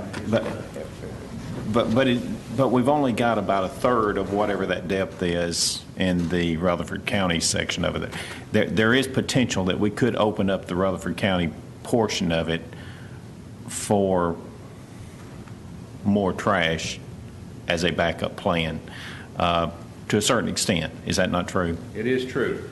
The state of Tennessee hasn't issued a new landfill permit in a long, long time. So industry, not government side, but the industry side believes that it's probably the way the next permit is going to be, is reopening an existing facility, mining that facility and starting over. Rutherford County landfill, when they did the trash boring several years ago, the deepest trash is about 70 feet. So most of the trash is actually sitting on top of the hill. So that is one possibility to reclaim the landfill. When we went on one of our tours in Georgia, the thing that really excited me was they had a landfill almost identical in size, age, environmental conditions, and everything. They dug the thing up. 70% of what they dug up was either recyclable or dirt, and within 5 years, Mother Earth healed herself. All the environmental issues went away. And I guess that's part of my point is the solution obviously will not be simply recycle, and it will not be simply, but we're going to have to start sorting much better than what we're sorting. Correct. And that's something that I think we can start doing much more quickly than trying to determine where we're going with this stuff. And that may be something that I think the city needs to look at, is maybe we need to start looking at containers for metal and newspaper, because I think those are two of the more recyclable products that we have that go into our landfill. Go ahead and start a project where we can try and get those sorted out so that they're not adding to the problem that we've got of running out of time already. I know we've tried in the past an experimental project with that, but I don't think the sense of urgency was there previously that might be there today. So, I mean, I think there is some actions that we can take as from Murfreesboro's standpoint that would be proactive to try and get us in the right direction on not only trying to conserve the landfill as best we can, and with us only being 3% of it, what we're going to do is not going to change whether or not the landfill is going to fill up. Did you guys either one see the article in the New York Times last week where the guy was talking about the recycling? Yes, sir. Recycling right now, just as far as commodity prices go, are way down. Ferrous metal dropped almost from $100 a ton last month to $40 a ton this month. And when we talk about a solution for our garbage or what we're going to do, it's not going to be a one solution and a thing that's going to impact how we're going to do it. I mean, it's going to be a little bit probably anaerobic digestion. It's going to be probably a little bit recycling. It's going to be a little bit of maybe even some paralysis or gasification, waste energy type situation if we're going to try to handle it internally in Rutherford County, because 258,000 tons goes into the Middle Point landfill from Rutherford County. And though Mack and I only control 80,000 tons of that material, but our projections are, like I said, about 116. If we were to just build a transfer station and haul it off, we'd be shipping out almost 13 to 14 truckloads a day of garbage at 20 tons a load, 360 days out of the year. And I figured that we would not work Christmas, New Year's, Thanksgiving, or the 4th of July. We'd be back to the old standard of the way we used to do in the private industry as far as working the holidays. When we get up to 115, 116 tons a day, that automatically turns into a little over almost 325 tons a day of garbage that we would be picking up, and that's almost 20 truckloads going out somewhere. So when we're looking at trying to foster a solution, we're looking at something, because what we don't want to be in is being in the transport industry. We want to just be able to pick it up and drop it. We don't want to have to transport it, because our nearest landfill right now that would offer us an identification if Middle Point closed yesterday or tomorrow would be probably Camden, which is about 140 miles straight down 840 and hit 40 and hit turn right there right past Paris Landing. So so that's how far our next nearest landfill is that would probably be ran by the big three. I mean, we could go into Kentucky, or we could go into Alabama, or we can go up to Kingsport up there to the new landfill that they have up there. I don't think the state legislature is going to pass any change or encourage the state to do anything because of Murfreesboro's predicament, but with Metro Nashville's predicament that they'll be in, because they are the primary user of our landfill. Is that correct? They took in, Davidson County trash came into the Middle Point landfill a little bit over 407,000 tons last year. They're actually almost double what we do. But talking to the state, in fact, we're going to be meeting next week after our meeting with the Tennessee Solid Waste Directors, Mac and I are going to be meeting with the TDAC officials about the composting grant, which we haven't really said anything about, but which we were, Mac and I have worked real hard with that, and we were awarded that they've got some strict deadlines that we've got to negotiate with, because we're not ready to do all that right now, November the 1st, when they want to do it, because there's a lot of pieces in the puzzle that we've got to do. But we're one of the few, right now I think we're the only community that's looking at it from what we're going to do 10 years. 10 years from now. Nobody else, everybody else is just sort of just going on and just business as usual. We're trying to look at what we can do 10 years, 20 years, 30 years down the road. Is it safe to say that we would expect the state to probably issue some permits at some point? Because I'm looking at the land that's around us, and the land that's developable and the land that is not quite as developable. It's probably safe to assume that that's the direction we would go if the state were to say. It is, landfilling is probably the, well, it's always been the cheapest option. But right now, the direction is more into taking out the USDA and the EPA have issued that they want to try to mandate keeping out the food waste out of the landfills by 50% by 2035 or 2045. I'm a little bit not too familiar with those numbers, but that's the first time that they've ever addressed food waste, because food waste is almost 45% of what makes up the methane gas that's going in for the decomposition of it. Decomposition of the landfill. It's a misnomer to think that just because you put a cap on it that it doesn't escape. And so, but as Max said, we're two old garbage guys, but we also think that there's a better way of doing it than just burying it. And so we're looking at a whole bunch of different options that hopefully that we can come up with some solutions. And there's some very technology changes. I mean, it's about like going from an iPhone 3 to an iPhone 6 now. So the garbage industry has changed dramatically. When I first started in the garbage industry, we had a rear loader, didn't even have a cart flipper. And then it was, and then you didn't even have a side loader, didn't have it. You was up there toting coats like this and chunking them up and over. And when you're short as I am, you needed to be about 6'6" and be able to get it up and over.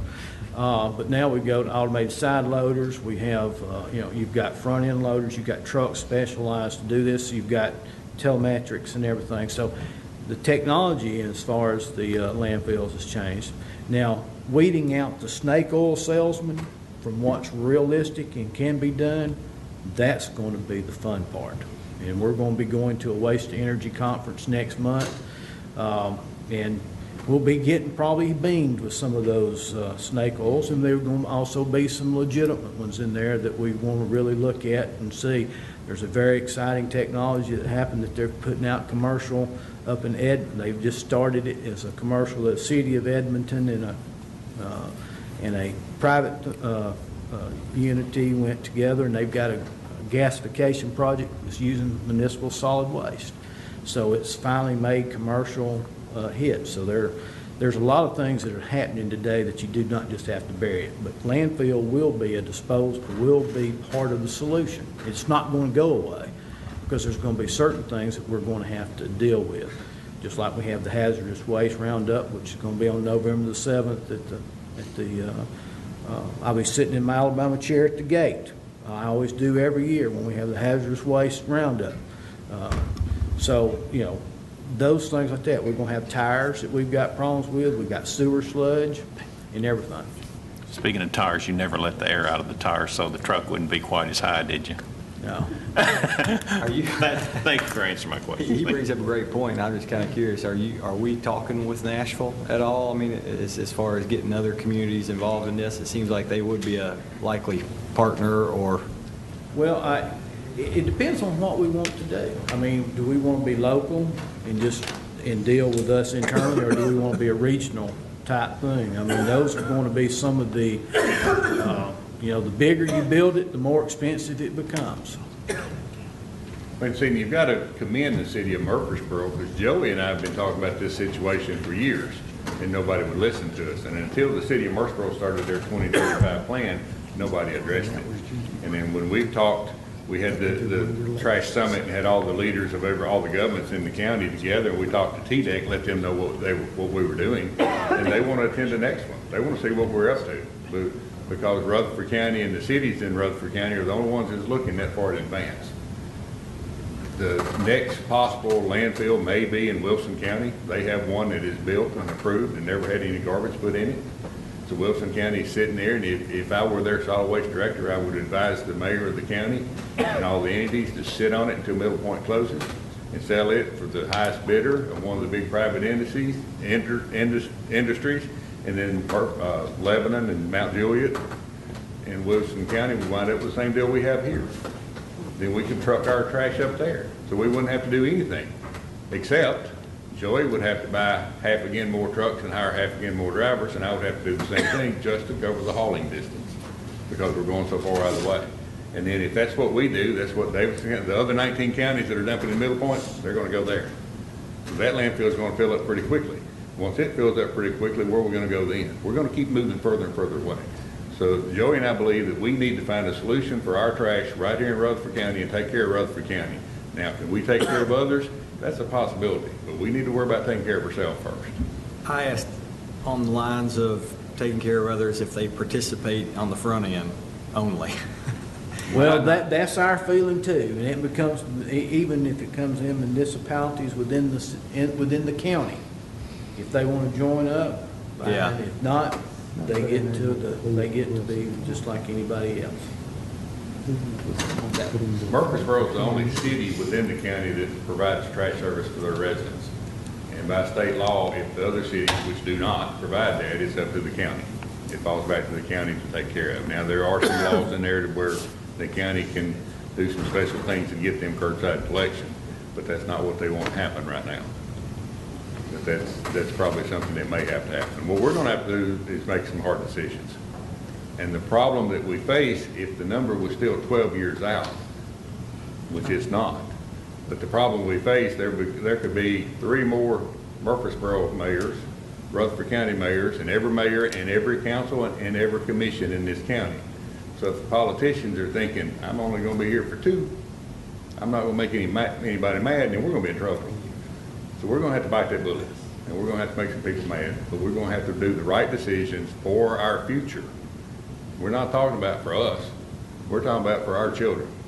And grandchildren. And maybe they won't be Alabama fans.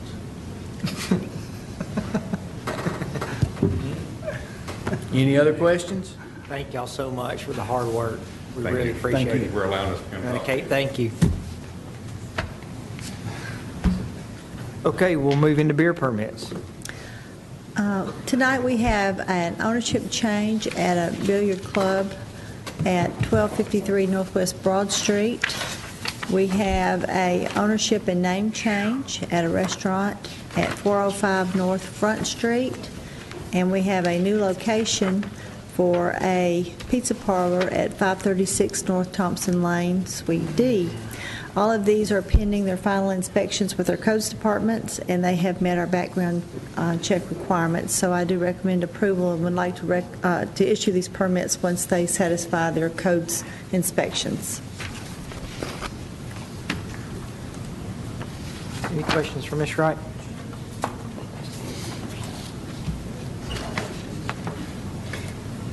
I'll move for approval. Second. First and second, Ms. Wright. Mr. LaLance? Aye. Mr. Shacklet? Aye. Mr. Smotherman? Aye. Mr. Washington? Aye. Vice Mayor Young? Aye. Mayor McFarland? Aye. We don't have any board and commission appointments. We will at the next meeting. Looks like we have no statements to be paid. Not tonight. Any other business to come before City Council? Okay. Seeing none, we'll stand adjourned.